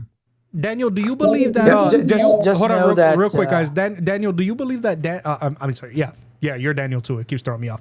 Do you believe that Daniel chapter 7 is about Islam as well? I'm just curious. We're not going to start talking about it, but do you believe that Daniel? Yeah, chapter that's 7? why I asked you to watch my debate. What I'm saying is Daniel 2 is the only prophecy that's spoken of Daniel, and the later books that were attested to the book of Daniel came about to be during the Maccabean period. So Daniel 7 comes from the Maccabean period up until Daniel 12. So these books were later on added to Daniel's records. As such, do not really play a role in expanding the footprint of the original prophecy that Daniel sort of interpreted that to King Nebuchadnezzar. So this prophecy that Daniel interpreted to King Nebuchadnezzar is a standalone prophecy that gets fulfilled in the march of history. I see. And you're making that assumption because of the Aramaic and Hebrew change? Is that what you're making the assumption In fact, Daniel 7 is still based off Aramaic, but it's based off a different period during the Maccabean revolt, which means that those books came about as a response to the Grecian kingdoms and the kings that were doing activity in the Hebrew land, and the Hebrews did not like it, and they revolted against those officials. So these books have come about as a response to the Grecian incursions of the Hebrews. Interesting. All right, who else do we have up here? Mr. President, yes. All right, Brother Daniel, well, I appreciate it. Listen, just letting you know, next stream is going to be about probably about Daniel 7. So I'd be interested in your take on that. We'll be live Thursday, Central Standard Time at the same time, 3 p.m. Central Standard Time, and I look forward to seeing what you think about that. Yeah, sure. I mean, I will try to catch up on Thursday morning, same time, yeah? Absolutely. Yes, sir. Thank you so much, brother. Yeah, I appreciate you calling in, man. Not a problem at all. You have a blessed day. God bless you guys all. God bless you, man. Later. Yeah, bye. Yeah, guys, Prophet Daniel, I don't know that there's going to be a lot that we agree on. I know that I remember speaking to him about the Islamic dilemma. His approach is that way pretty much on everything. And I like the guy a lot. I do. I really like him. I think he's a sweet guy. I think he's really nice. His heart's in the right spot. It's in the right place. I don't think he's coming at this from an angle of willing deception. Does that make sense? I think that he really does see this in a way that he's saying it, despite the fact that you like Word said, guys, you're skipping over the plain reading of it. That much is obvious. No matter how many times I told him that, I think he's found ways to interpret things any which way that will justify the Islamic stance on it, right? Which again is very interesting to me, because when you're a Muslim and you have so many Muslims, I guess Prophet Daniel is kind of like the equivalent of a Unitarian to us, right? Where it's like, it kind of doesn't make sense that you say you're a Muslim, but you don't agree with everything Muslims have established. But this is Prophet Daniel, guys. He, like I said, I would rather talk to somebody who we know is incorrect from a historical standpoint and from an ideological standpoint, from a theological standpoint, but he's being respectful. He's coming from a place of love, and I do appreciate that, guys. So it is what it is, man. This is your mind on Islam, regardless, guys. He's thinking for himself and not just accepting the status quo. Right? Yeah. That's how exactly. it starts. Yeah. That's how it starts. You got to start from somewhere. I don't mind talking to him. Like I said, I just when it comes to, and I'm like a big girl, I can just say, hey, when it comes to made up history points, I'm not your girl. I can't have it. And you know what? I'm like, I know that a lot of people rip, and even like you could see the comments in TikTok. As soon as Jay comes in, a lot of people they just like rip, and I'm like, you guys rip on Jay because guess what? All day, that's what his thing is. Everyone has their own thing. Yeah, that's what his thing is. He has the patience to deal with people who believe in made up history and has to walk them through that every single day with maps and charts. And I see him do it day in and day out. That is what his thing is. That's what he was devoted to. Good for him, And so that's why they rip on him, because he has devoted himself. And I thank God there is somebody. Thank God, okay, that there is somebody like Jay who is willing to go into the delusion, la la land of Islam of Daniel. Thank God. Yeah, for sure. Thank God. I mean, either way, guys, this is your mind on Islam. Either way, no matter which angle you come at it from, I love Prophet Daniel. My dream, my prayer is that one day he sees the truth. And who is the truth, ladies and gentlemen? Jesus Christ. He is the truth, the way, and the life, and that's it. And I'm praying that in his search for truth, he actually finds that truth, because no matter what, guys, you know what it comes down to. And I think I heard it was either Frank Turek or Billy Graham, one of our all-time great Christian generals, said this. And they said, no matter what, you can explain it in the most perfect way, but the rejection of Jesus Christ isn't always necessarily a head problem, but a heart problem. So no matter what, you can bring as many intellectual angles to these conversations as you want, but no matter what, it's not going to matter if their heart is not willing to accept the Messiah. And what did the Messiah say people were going to do? That they were going to reject him. What did he say to the apostles? The world is going to hate you, but remember that it hated who first? Who did it hate first, ladies and gentlemen? Jesus. Yes. Yep. The best argument I heard today was the proxy one. I will admit that one threw me a little bit. That was the first time I heard the proxy argument. That I had never heard that against Daniel. I've heard the land one way too many times. I feel like I heard the proxy one without the word proxy. I think maybe that's just my first time being introduced to the word proxy in the argument. I feel like I was introduced to the concept. And what was the other one? There was another one that was thrown at us. There was 3. Who else came up and said something? Oh, I think Mr. President wanted to come in. I don't know if he's still here waiting. No, he's not here anymore. I was about to bring him up too. Yeah, I at the end, guys, this is your mind on Islam, and there's no way for you to change it. But I can tell you this. I like, you know what? Here, I'm gonna let you guys listen to something, because this is it. It is on topic, and it's not specifically about Daniel chapter 2. But are you guys familiar with the Christian YouTube channel? His name is Christian Prince. You guys ever heard of it? Yeah. So Christian Prince, I'm sorry, not Christian Prince, Rob Christian was talking about. I'm part of his Discord family. I know Rob. So Rob did an amazing video, and Rob always does amazing videos. Rob did an amazing video about the Orthodox Muslim. As you guys can see here, I'm going to share it over here on YouTube. Word, if you want to go to YouTube where you can see all the stuff, you're always welcome. So here it is. Here's a thumbnail with Orthodox duck lips. And Libya, it says, Libyano, I am a thief. Now, you guys know that on my channel, one of the most successful videos I ever did, through the glory of God, was exposing how much of a liar Libyano is, especially when he was, when he did like this kind of video upload, a YouTube short about a short clip of a debate that he had with Avery about Jesus being God. He surpassed my views. Who did? You're telling me duck lips? He surpassed our video? Oh, no, our video was like at 15,000 views. Oh, I thought you said it was. I thought you said it was a very successful video. Oh no, it was by contrast, because usually they get a couple thousand, but like this one passed 10,000, yours passed 10,000, the one with Avery passed 10,000. Okay. But so I just want you guys to see, and the reason I'm bringing this up, guys, is because this doesn't have anything to do with Daniel chapter 2. And please like the stream if you guys are here. Please hit the thumbs up. Please, guys. The views were way better than I thought they were going to be today, because we're not doing vertical streams anymore. I'm going to talk about that again at the end as to what's going on with that. But yeah, so I just want you guys to see. I'm not even going. Word, I heavily suggest you go over to YouTube so that you could see this. This is like an 8 or just under 9-minute video, and I want you guys to see how incredibly deceptive these guys are. And it's important because these guys have tons of followers, and their followers will listen to anything they say and will never look up anything. They will never look up anything that these guys say. Rob Christian destroys this liar. He's a dog and a liar. And I want you guys to see just one of the many ways that this guy's so deceptive and willingly leading people astray. They can no longer saying that they're doing it because they think Allah is a true God. This is willing deception. And I want you guys to check this out.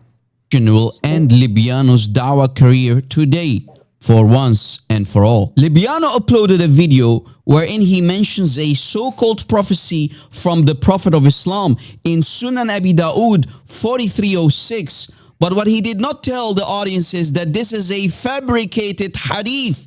and I'm going to prove it in this video. But he's also a thief because he stole other people's work, and because he plagiarized someone's material, it backfired and ended his dawah career. Don't go anywhere, just hold tight because I will explain everything in detail. Here are some important key points to finish off this low-tier Muslim apologist. For a prophet to be even considered a true prophet, such a prophet must deliver a fulfilled prophecy. So if we can prove that this false prophecy falls short, then Muhammad is a false prophet, and the Orthodox Muslim, aka Libiano here, and his false prophet are baked and done. I will end this guy's dawah career for once and for all.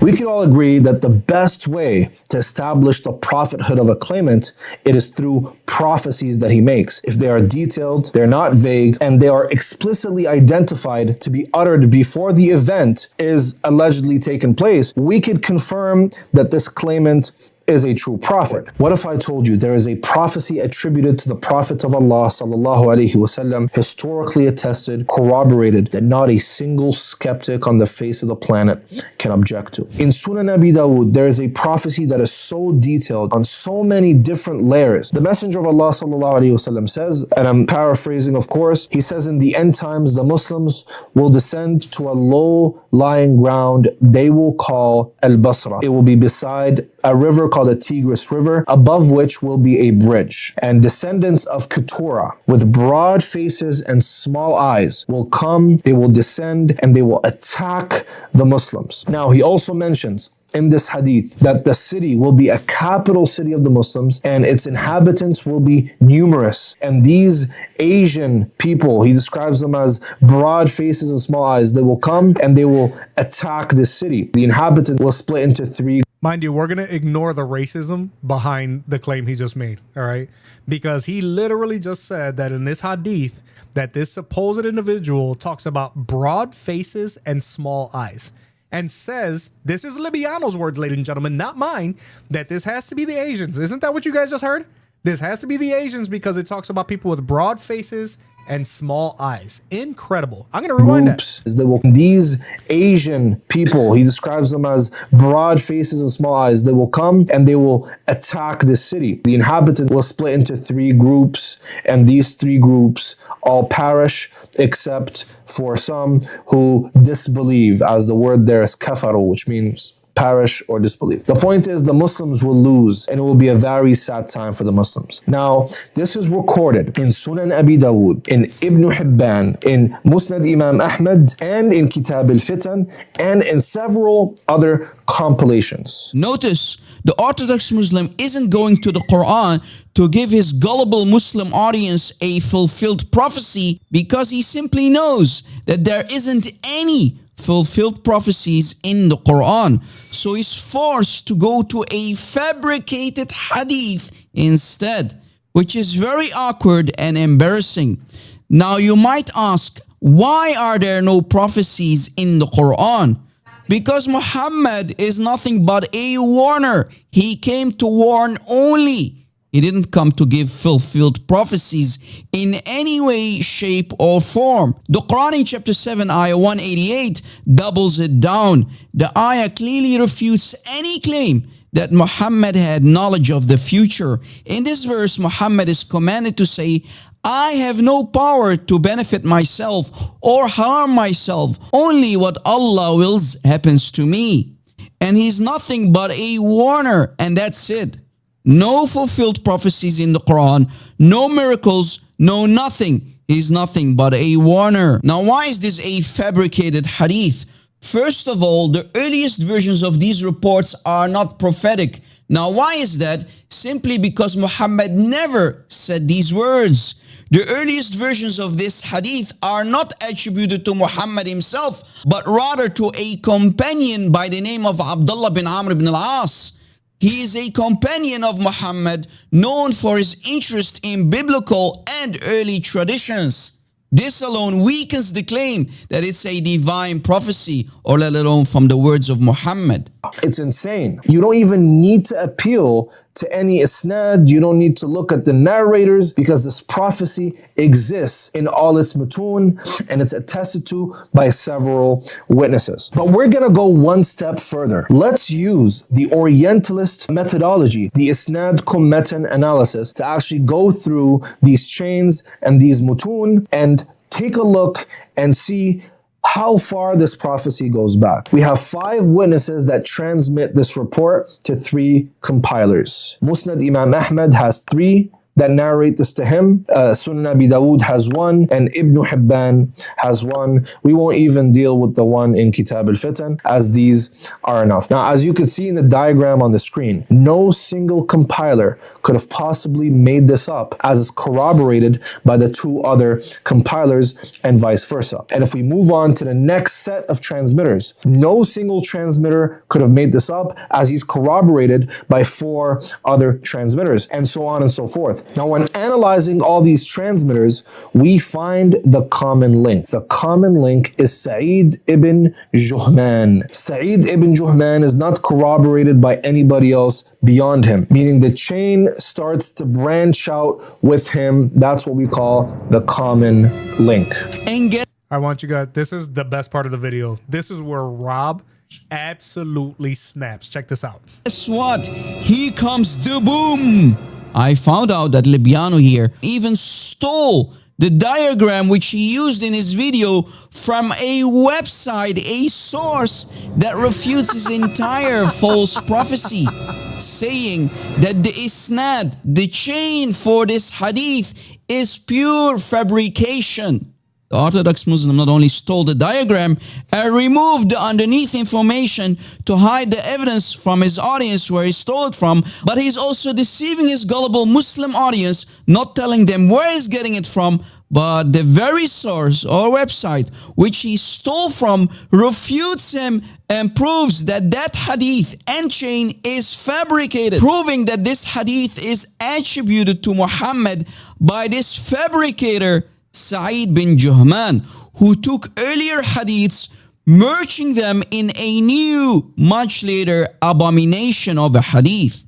To lend credibility to his version, Sa'id bin Juhman fabricated an isnad, a chain of transmission, tracing the story back to the Prophet, giving it the appearance of divine authority. Many famous scholars even said that this Sa'id bin Juhman is often fishy and not that reliable at all. And even Imam Bukhari said that his narration contains strange things. I'll include the website in the description box, which this low-tier Muslim apologist stole the diagram from, deceiving his gullible audience in the process.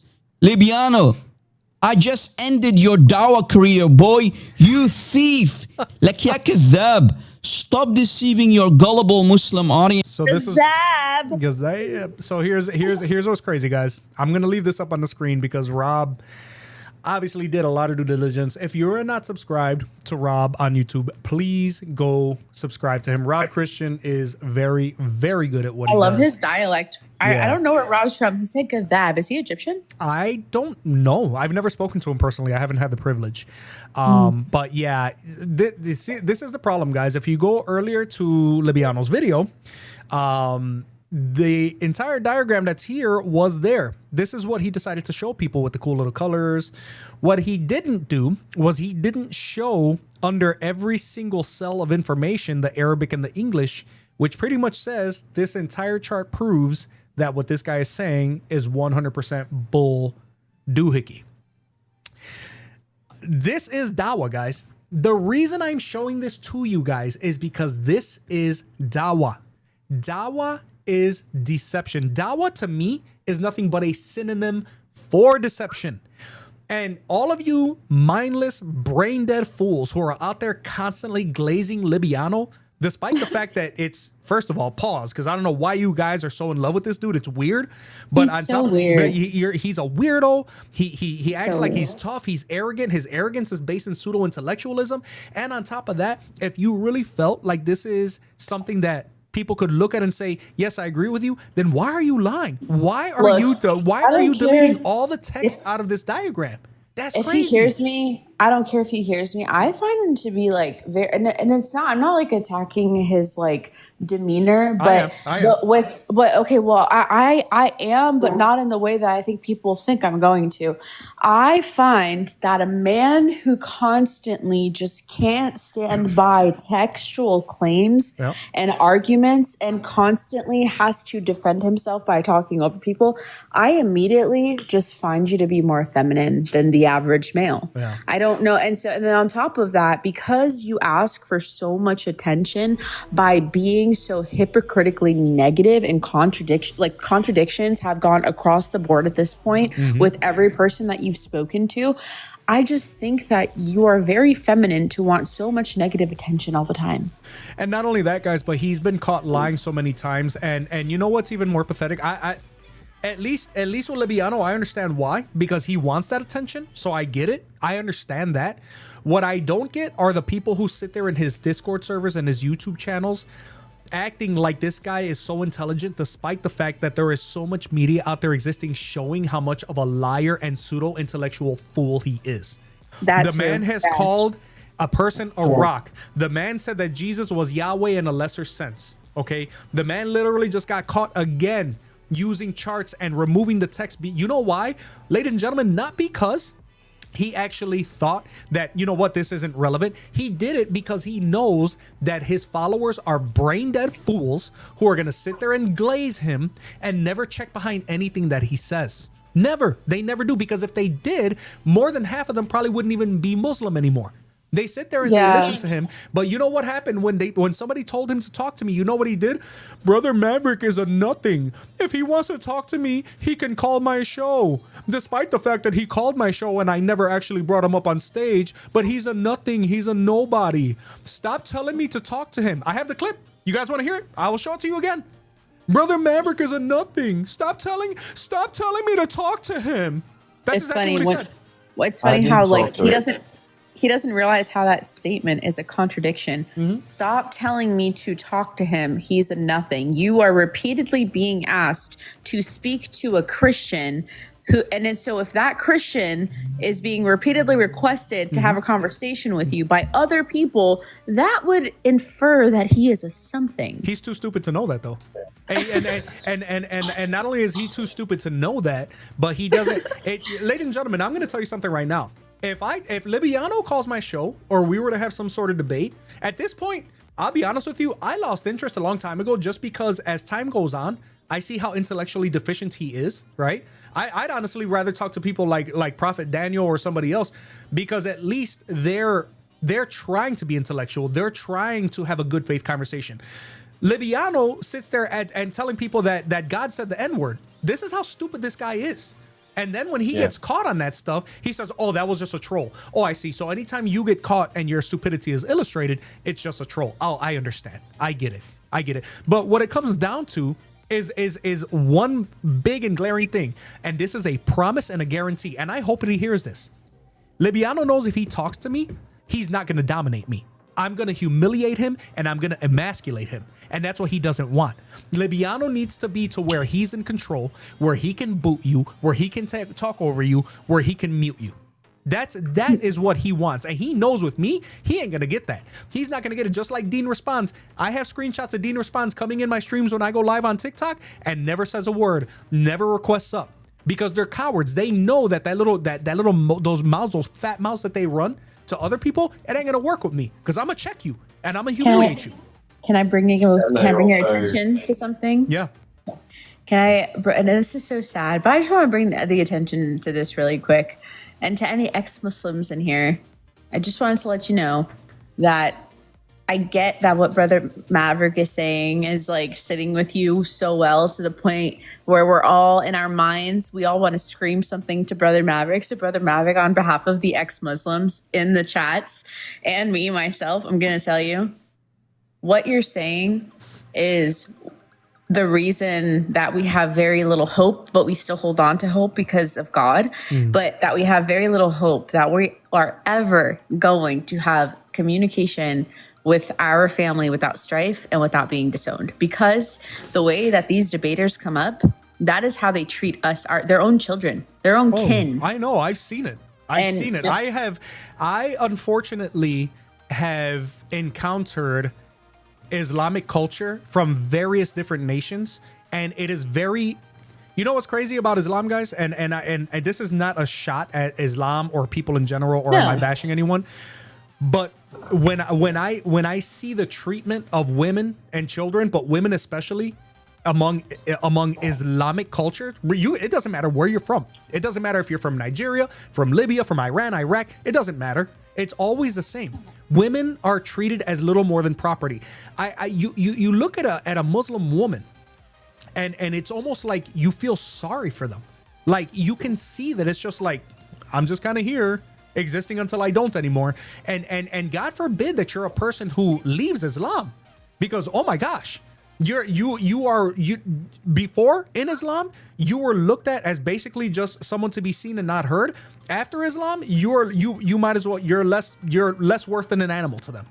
And to me, that's crazy, because Christians, there's plenty of Christians every single year that say, I'm no longer Christian. Yeah. You don't see Christians saying, I don't want you in my house. I don't want you you get out of my face. You're dead to me, blah, blah, blah.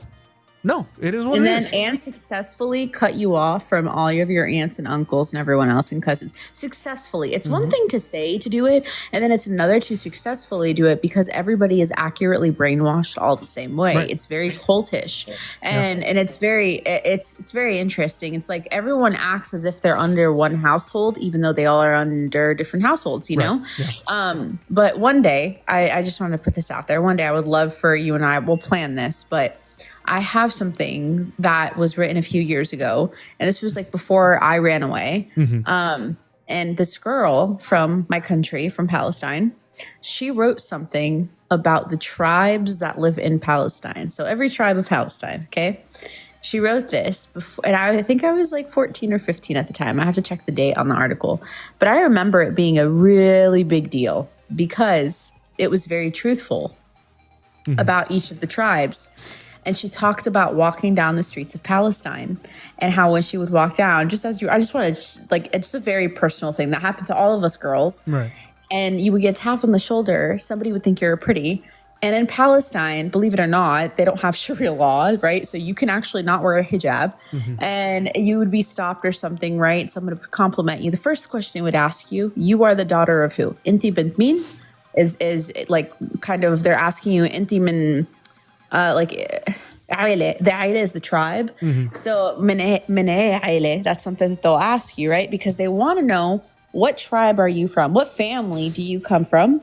So that they can ask about you to figure out if you come from a family worthy of taking. Wow. And she writes about this, and she talks about how it's disgusting. But anyways, she talks about how it is to basically, you come from, like, communicate with people in each tribe in Palestine. So how they all follow the same culture, but how yet they all think of each other just a little bit differently than one another. And it's very interesting. I would love to just like one day read it with you. And maybe we could talk about it and incorporate it in one of your streams. But it caused a lot of strife, to the point where like all the tribes were really going for this girl, poor thing. But it was the most honest thing ever written, and I have access to it. So I think we should definitely read it. It's interesting. She wrote it in English and everything, so it's great. Excellent. Dub, you have been extraordinarily patient, man. I'm really sorry. I've been trying to get to you, but one conversation led into another. How you doing? Are you still there, brother? No problem. We like to wait for those who are our brothers in Christ. I wanted to say to all of you that we are out there in Nigeria. We are about to get on the front lines. We've been looking around for lots of hadiths, strong hadiths, hopefully, and I think we found one. Here it is, folks. We got a hadith right there for you. There's a hadith for you. I'm missing it. What's So on the for all of screen? you out there, we found one. I don't know how we did, but we did. Hey, God bless all of you, man. You guys make this really great. I'm sorry I had to break it up with some comedy. Word didn't see, she's on the other side. Word, he turned on his webcam and he showed the hadith that he found And on the cover it says strong hadith, and it's actually written on a roll of toilet paper. Stop. Diabolical. Diabolical. But that goes to what Word was saying the other day. She was like, "It's time to poop," so it actually lines up. You can actually give that to her. You can give that to her fiance when it's time to poop. I did want to talk to you after the stream. I don't know, when everyone leaves the chat or whatever, we'll clear up a little bit of bookkeeping. Sure. If you know what I mean. I don't know if you saw the back chat, but yeah. I want to give it. We'll talk real quick, hopefully. Yeah, for sure. For sure. Omar. Yeah, for sure. We can talk about that. Absolutely. We got a Muslim in the chat. A Muslim in the chat. Where? Oh, I mean, in the request. Let's see. Yeah. We can do one more before we get off. Cal Ripken. Maybe he wants to see that strong hadith. Everybody does want to see that strong hadith. Cal, what's up, man? How you doing, man? What's up? I'm doing good. How about yourself? So I see the topic, Daniel 2 is not talking about Islam. So I am Muslim. Okay. I don't necessarily argue that it is Islam. Okay. But I am curious, how do you believe it's Christianity? Well, so here, let me bring up, I will tell you directly from my debate brief. Is that okay? Wait, hold up. Are you How do we know that Daniel from the Bible is Christian? Wait, what are you asking? Yeah. Because in the kingdom, how do you know the fifth kingdom is Christianity? Okay. I want you to, before Brother Maverick gets into this, because I don't want you to straw man, please specify your question, because that was so vague. Like, try one more time, brother. I'm not sure. We understood you, but please. You believe the Son of Man is Jesus, and you believe the kingdom is the Messianic kingdom, right? Like, how do you know that this is fulfilled with Christianity? Right. It's a solid question for sure. Cool. Now, I just wanted to specify. Yeah. I mean, so we can actually. Yeah. So when we go to Daniel 2:44, there was actually a Muslim who called in earlier who didn't want to talk about this. And the reason I knew he didn't want to talk about it was because that's how we know it's talking about Christianity. If we look at verse 44 of chapter 2, it says, in those days, and I'm actually going to be pretty much referencing my debate brief, just so you know, okay? It says, in those days, in the days of those kings, the God of heaven will set up a kingdom that shall never be destroyed. Those kings refers to the divided phase of the fourth kingdom, which was Rome, which we know from what we were talking about earlier. Jesus was born, crucified, and resurrected during that exact period. Okay, so that's obviously not coincidental. That's fulfillment. There's no other kingdom that claims to have begun while Rome was still standing and continues to this day, except for the kingdom of God, which was inaugurated through Christ, right? We also know that it's not because it's not a man-made kingdom. So if we look at the stone that destroys, the statue is, quote, cut out without hands, end quote. So if we look at the biblical symbolism of it, without hands means something done by God and not human power. And we can actually refer back to the book of Job, chapter 34, verse 20, and Mark chapter 14, verse 58 for that. So if we look at Islam, Persia, and Greece, they were all built through human conquest. But Christianity, not about Islam. I don't care about Islam for now. I want to know why you believe it's Christianity. Well, number one, because it's in the Bible, and number two, I'm explaining to you, right? So I'm just using it because, like I said, it's in my debate brief. But they were all built through human conquest, right? Now, if we're looking at Christianity, it didn't begin like that. It didn't begin with armies. It didn't begin with governments. It was just Jesus Christ and his followers. And it matches the imagery perfectly in the book of Daniel, as opposed to anyone trying to crowbar anything else into it, including Islam. So this goes on and on and on. Okay, I'll contend with this.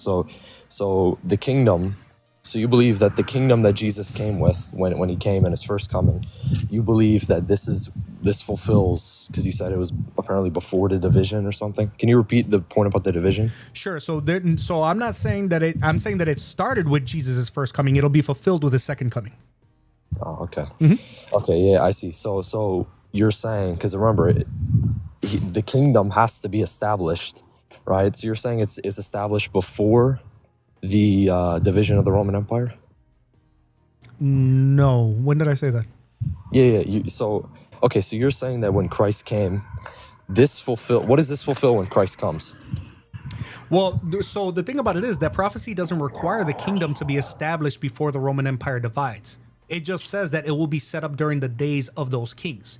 which basically means in the era of that fourth empire. And that covers the entire lifespan of Rome, including its united and divided phases. That's why I was confused by your question. Oh, okay. So we're just going to ignore verses 42 to 40. That's fine. So when you read, so you think that the kingdom that Jesus came with and preached about in his time on earth, this kingdom is the same kingdom from Daniel 2, correct? The one that has been established by Jesus, yes. Okay. So in Daniel 2:44, there's another criterion given, and the criterion, I believe, it says this kingdom will not be left to another people. So do you agree that this kingdom will not be left to another people? Is that what it says? That is what it says. Okay. But then in Matthew chapter 21, verse 43, remember, you said that the kingdom that Jesus is preaching is the kingdom from Daniel 2.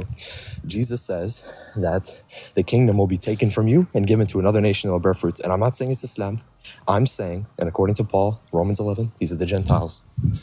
So how can it fulfill it if the kingdom in Daniel 2:44 is said to not be given to other people? Yeah, I know. I already know what you're getting at because somebody tried to ask that the other day. So when Jesus says in Matthew 21:43 that the kingdom of God will be taken from you and given to a nation producing its fruits, he's not saying that the kingdom in Daniel 2 itself will be transferred to a different people group in a political sense. He's saying that the privilege of representing God's kingdom, the spiritual stewardship, is being taken away from the corrupt religious leaders of Israel and given to a people who will actually live by faith and obedience, right? So going back to Daniel 2:44, it says that God's kingdom will never be destroyed, nor will it be left to another people. That means it won't collapse or be replaced like Babylon was, or Persia or Greece or whatever, right? It's eternal. The kingdom that Daniel 2 is talking about is eternal, and it's ruled directly by God through Christ. So the taken from you statement is in Matthew is not contradicting that. It's explaining that unbelieving Israel as a nation forfeited its role, while believing Jews and Gentiles together became the true spiritual nation of God. And you can actually go to 1 Peter 2:9 for that. So the kingdom itself from Daniel 2 isn't being passed to a new empire or religion. It's being expanded to everyone who believes in Jesus Christ as God. That's what it's talking about. And he's off the app. I don't think he expected me to answer that, ladies and gentlemen. He's gone. Word, do you have anything to say? Anybody there? Yeah, I'm here. No, that was solid. I had to go on YouTube to like backtrack a little bit of what you said because I had a little bit of connection that dropped. Oh, okay. I don't know if he, but I mean, like I stayed connected. I don't know why he ran. Why do you think? This is what I'm talking about, ladies and gentlemen. If you read your Bible, oh my gosh, Dub, you are wild. Dub. I had to show the evidence. Bring it up. Put it up. We've already gone into Nigeria. We've already done it. We found the evidence. Put it up on screen again. I just wanted to tell all of you. Put it up on screen again. Oh, hold on. He wants to see the evidence. You gotta go to YouTube to check it out. No problem. No problem. We found the evidence, folks. We went over into Nigeria. We've already solved the problem. We were trying to find a strong hadith. And there it is, folks. There it is. You got your strong hadith. Let me know when you see it. Don't. Stupid. I don't know why he left, ladies and gentlemen. I don't think that he was expecting me to actually answer the question. Yeah. I'm sorry. Oh, yeah. I figured I'd hear Sorry, that. I just saw it on the toilet. I figured. Yeah, he left. Yeah, I don't know. I don't even know if I got enough of a recording out of that one because at this point we're just kind of, yeah, it is what it is. I listen, guys, if you thought that you were bringing up the book of Matthew and you thought that it was going to be a contradiction to the book of Daniel, especially when you're looking at Matthew 21:43, a couple of things. Number one, read it in context. Number two, don't ask questions to someone who's actually read their Bible thinking that they're not going to be able to use apologetics to actually explain this. Because if you actually read Matthew and Daniel side by side, you would see that what Daniel and the prophecy is talking about and the kingdom that is going to be established is not saying the same thing that was being said by Jesus in Matthew 21:43. Am I crazy or Yes. did he concede? He did. To it not talking about Islam. He did. He said from the beginning, I don't even believe it's about Islam. Okay. I thought he said that. And so that's why when he initially asked you the question, I didn't understand the question. That's why I said, huh? But That's why I said, think about it. He asked from the beginning, he said, well, why do you think it's about Christianity? You mean despite the fact that it's in the Bible? But here's the thing. If you don't believe it's about Islam, but you're asking us why we think it's about Christianity, where is the standard of which you believe it's about anything? Correct. That's what I want to know. Like that, I don't. That's why I said, huh? Yeah. Like you gave the premise to us that you don't believe that it's about Islam, but you want us to describe why we believe it's about Christianity, even though it's in a Christian book. What? Yeah. Kevin James on TT says there was literally nothing he could do or say, so he ran. You know what, Kevin? Here's the thing, man. For the flesh, does it feel good to make a deceiver run away? Yes, but we have to do well to remind ourselves that this isn't necessarily about winning arguments. This is about spreading the truth of Jesus Christ. This is about living in a world where you're able to show the truth of Scripture and make sure that we are not allowing people to conflate it with their nonsense, that we're not allowing them to skip over the plain reading of things, right? Where we're not allowing them to just do whatever they want with our Scripture. It is our job to show the world what Scripture truly says, right? And yes, the Bible does talk about this. The Bible does talk about exposing lies, right? When people say, okay, well, are you spreading the gospel? Yes, because in the gospel, it makes it clear that we are to expose the deceits in this world. This is an interesting deceit. I'm not gonna lie. I'm like sitting here laughing to myself. I'm like, he really came up here, Brother Maverick. Like, I'm gonna be original. I'm gonna claim that I already don't think it's about Islam, and I want them to tell me why they think it's about Christianity. Well, that's what the Muslim apologetic tried to do. That's what he tried to do. I don't know how big of a delay I have, but that's what's so heartbreaking about all of this, because you're bringing up the scriptures from both sides, their scriptures versus ours, and you're just trying to be logical about it. And it's so heartbreaking because they won't listen. So then it pushes somebody like me to become a comedian and put some stupid stuff on there, which I know is kind of not fair, but it's all lighthearted jokes. But they're not listening to you. I mean, nobody even joked. Nobody even joked. Yeah. Nobody even joked about it now, and I'm laughing because I'm like, wait, I'm confused. Did you really come up here and put your tap dancing shoes on us and go, hey, look at me. Don't look at Islam because I'm not going to talk about Islam. Tell me why you think it's about Christianity, even though it's in a Christian book. Ba-da-da-da. Your turn. Yeah. Huh? But then I think that he was trying to lead it to that point of Matthew 21:43, and he really didn't expect me to have an answer. This is what they do, ladies and gentlemen. They go from Christian stream to Christian stream until they find somebody who either answers it in a way that they can clip or isn't really sure of an answer or has to get an answer, and there we go, we have our recording. Now we can make Christians look silly again. Allah Akbar. We can go ahead and continue our diarrhea dawah because we know that nobody's going to check behind what we're saying. They're sitting there and they're laughing and they think that it's all about clips. Well, go ahead and clip my toilet paper. You know what I'm saying? That was some magnificent toilet paper. I mean, come on, man. This is ridiculous. You're going logically at the argument, and then if they want to make it silly, I can do that. I can jump into that part of it, you know? I mean, the entire thing is silly, guys. You're talking about a religious system that it looks at a book that is completely incoherent, that literally sits there and calls itself a detailed explanation of all things. And then you have over 600,000 additional texts that come out no earlier than 2 full centuries after Muhammad's death and the Quran's compilation, to say nothing of the horrible way that the Quran was actually compiled. And they look at these things, and you have people who will come on to my channel and I'll say, listen, I don't care. Your book says it's a detailed explanation of all things. Let's use your book. Well, we don't understand this verse to mean that actually what it says. What?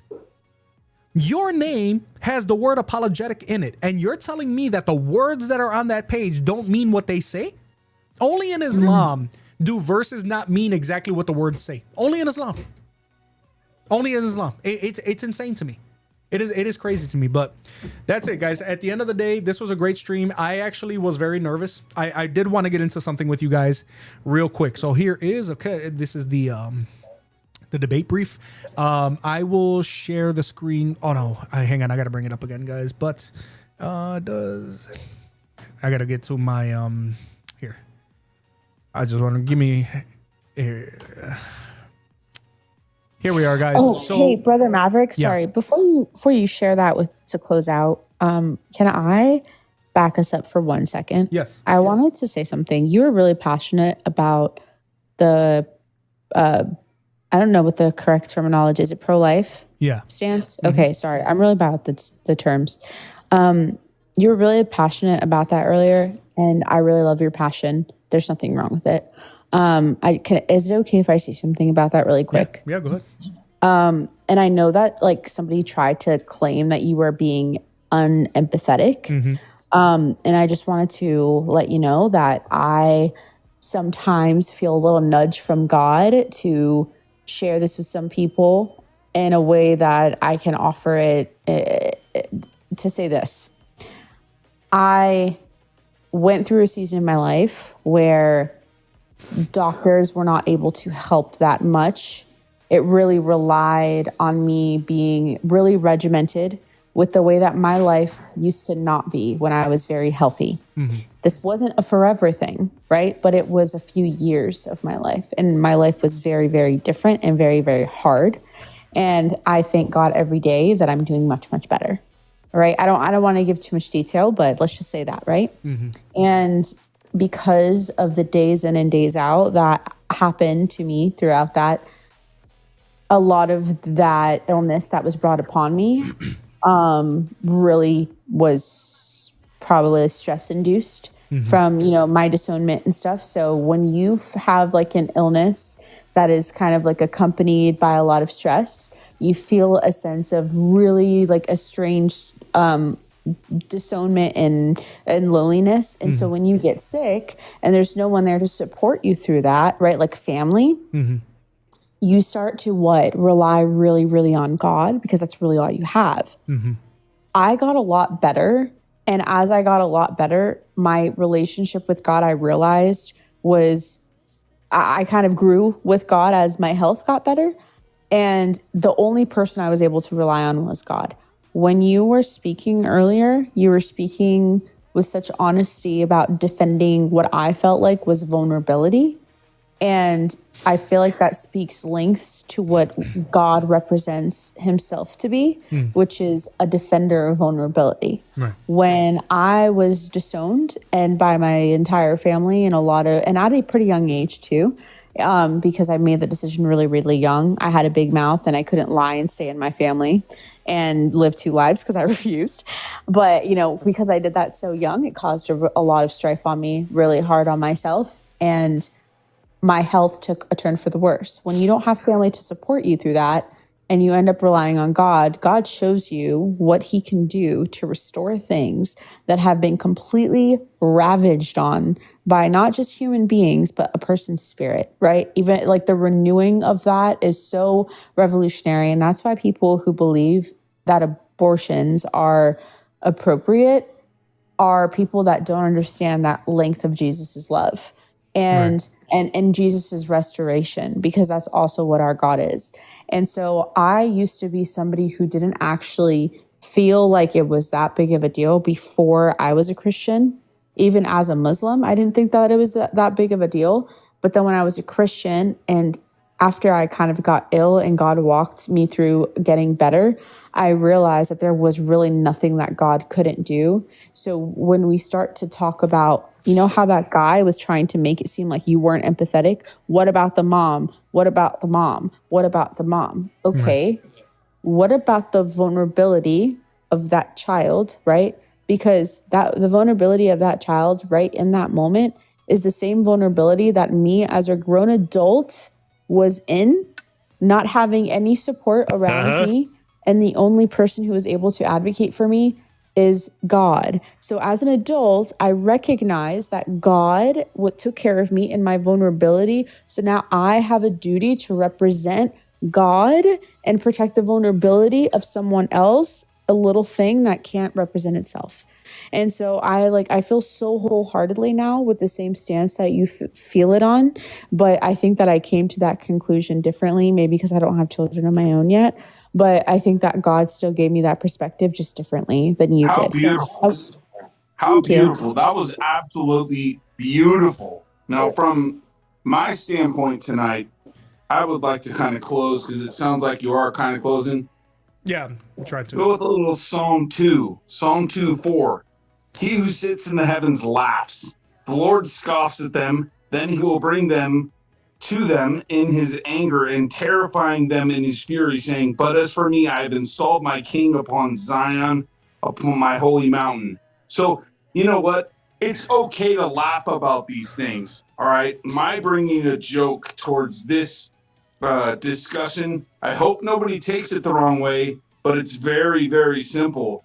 Even God laughs at times and says, you guys got it so wrong, but you want to pretend like you got it right, you know? And so here, I'll end it this way by saying thank you very much, Maverick, for having me on. I do appreciate it. Every time I come on here, this is excellent. Let's go one more time. Let's go one more time. There it is. There's the strong Hadith. There it is, folks. You've seen it live. Amen.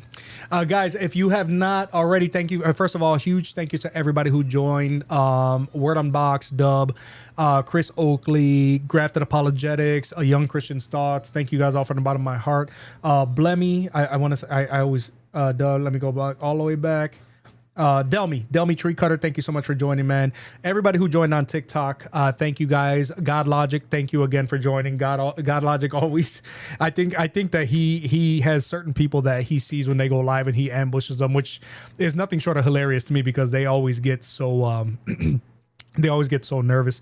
So thank you all so much from the bottom of my heart. That's the right thing to do. I think it's right for him to demolish anyone who's consistently bombarding Christians with repetitive, stupid arguments. Right. Good for him. Yeah, especially since you know that no matter what, they're going to go into these live streams and they're going to ask stupid questions. They're not going to answer any questions. And if they do, they're not going to actually answer them. They're just going to open their mouth and say words, hoping that it qualifies as an answer. Anyways, guys, having said that, I was somewhat nervous to go live today because I found out, even though this was not at all intentional, but I found out that because I was running a horizontal and a vertical stream simultaneously, there was a time several months ago where YouTube and their algorithm would look at that and that they would look at those streams as supplementary. Right. And it would actually help boost your analytics. When I first started doing it, my streams were getting tens of thousands of views due to the fact that I was doing it vertically and horizontally. And whoever wanted to watch the stream in whatever format, they were able to do that because that's just, you know, what I wanted to do for my audience. However, at some point several months ago, and I can kind of pinpoint when it started, I saw that my analytics started tanking a lot when it came to live streams, and I didn't think anything of it because I know how temperamental the algorithm on YouTube can be. So I just was like, I'll write it out. It is what it is. Eventually numbers go up, they go down, they go up, they go down. That's just social media, ladies and gentlemen. Here's the problem. After lots of research, I found out that streaming simultaneously, vertical and horizontal, was hurting my channel so bad that YouTube stopped recommending my live streams to people. So the core audience that I have here, you guys are pretty much here all the time. What I was doing was I was splitting my audience, and YouTube was only seeing 2 simultaneous live streams. The problem with that is that on YouTube Shorts Live, the attention span for live streams is much shorter, less than 60 seconds on average. So that was essentially telling YouTube, whatever this guy is streaming about, it's not worth it for people to stay on longer than 60 seconds. So it was hurting me big time. So when you Google it, ladies and gentlemen, and that's why I had this up, it says, yes, streaming vertically and horizontally at the same time can hurt your discoverability, because YouTube's algorithm may not know how to categorize or promote the dual format, potentially splitting your audience and weakening engagement signals. While it can increase discoverability for the vertical stream, it may cause the horizontal stream to be less visible. It's often better to focus on one format to do it well, quote unquote, and avoid potential issues like algorithm confusion and a mismatch in viewer experience. When you come down here, it says basically the main points are algorithm confusion. They are not going to treat the dual stream correctly, possibly sending the vertical stream to the shorts feed and the horizontal stream to the regular video feed, which can split your audience and confuse the algorithm. I know for a fact that was happening because a lot of times I would look up and view the numbers, because on OBS Studio you see how many people are viewing, and literally the numbers would be hovering around the same for both streams, 30 and 30 or 50 and 50, 60 and 60. YouTube had no idea where to send people for my live stream, even though they wanted to. The problem was the vertical live was hurting me because people wouldn't stay that long. So it made it look like they shouldn't send anybody over here anymore. It Bunch also of TikTok brains. Yeah. So weaken engagement signals. If the algorithm sees inconsistent signals or a viewer has a poor experience due to the format mismatch, it can reduce overall engagement metrics like watch time and click-through rates. That's definitely what's happening to me. Ad revenue, I don't give a crap about. Viewer experience mismatch. Viewers expecting a certain format might quickly leave if they get another one, which negatively impacts your channel's performance. Thumbnail and title issues. It can be difficult to create a single thumbnail and title that clearly communicate the value of the dual stream, which could lead to lower click-through rates. So yeah. Hey, right here, guys, on Google, the first thing it says is focus on one format, test both formats, film with flexibility. I am just not going to do it anymore. I would rather take the immediate short-term hit, guys, and over the next several months and God willing years, get our stream to where, you know, my goal is to go live the way that Dr. Wood and Jay and DOC and everybody, like Jay and DOC, they get 600, 800, 900 people watching them on a regular basis, and they're on their newer channel. They had to actually start a new channel. They're like almost at 20,000 subs, and they get like 800 concurrent viewers when they're live, which is amazing. What happened to their channel? Something happened with their first channel where I don't know what happened, where I think people were spam reporting them, or something happened where their channel got taken down, so they had to start a new one, and it had to do with Muslims. Basically, it was an attack campaign on their channel, to the point where they had to their channel actually got removed from YouTube. It's funny how you think that's going to do anything, right? Yeah. Even if they affect it, it's going to be short term. You know what I mean? So you know, right? You know what I find hilarious about this, guys, is that when I search this, it says streaming vertically and horizontally at the same time can hurt your discoverability. And then it immediately shows you how to stream horizontally and vertically, which is crazy to me. Like, you're saying you shouldn't do it, but here's how to do it if you want to. Like, really? Yeah, this is so I apologize, guys, because I obviously, you know, it's not something that I did on purpose. But, you know, you live and you learn. And, you know, I can only move forward and pray that this doesn't hurt me permanently, and, you know, just move on from there. Does anybody else want to say anything else?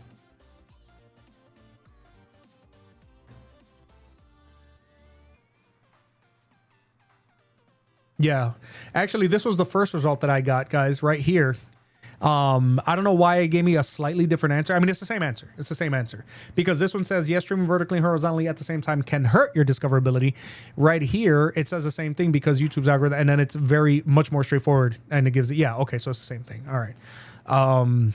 But yeah, guys, so this is why we are streaming the way that we are.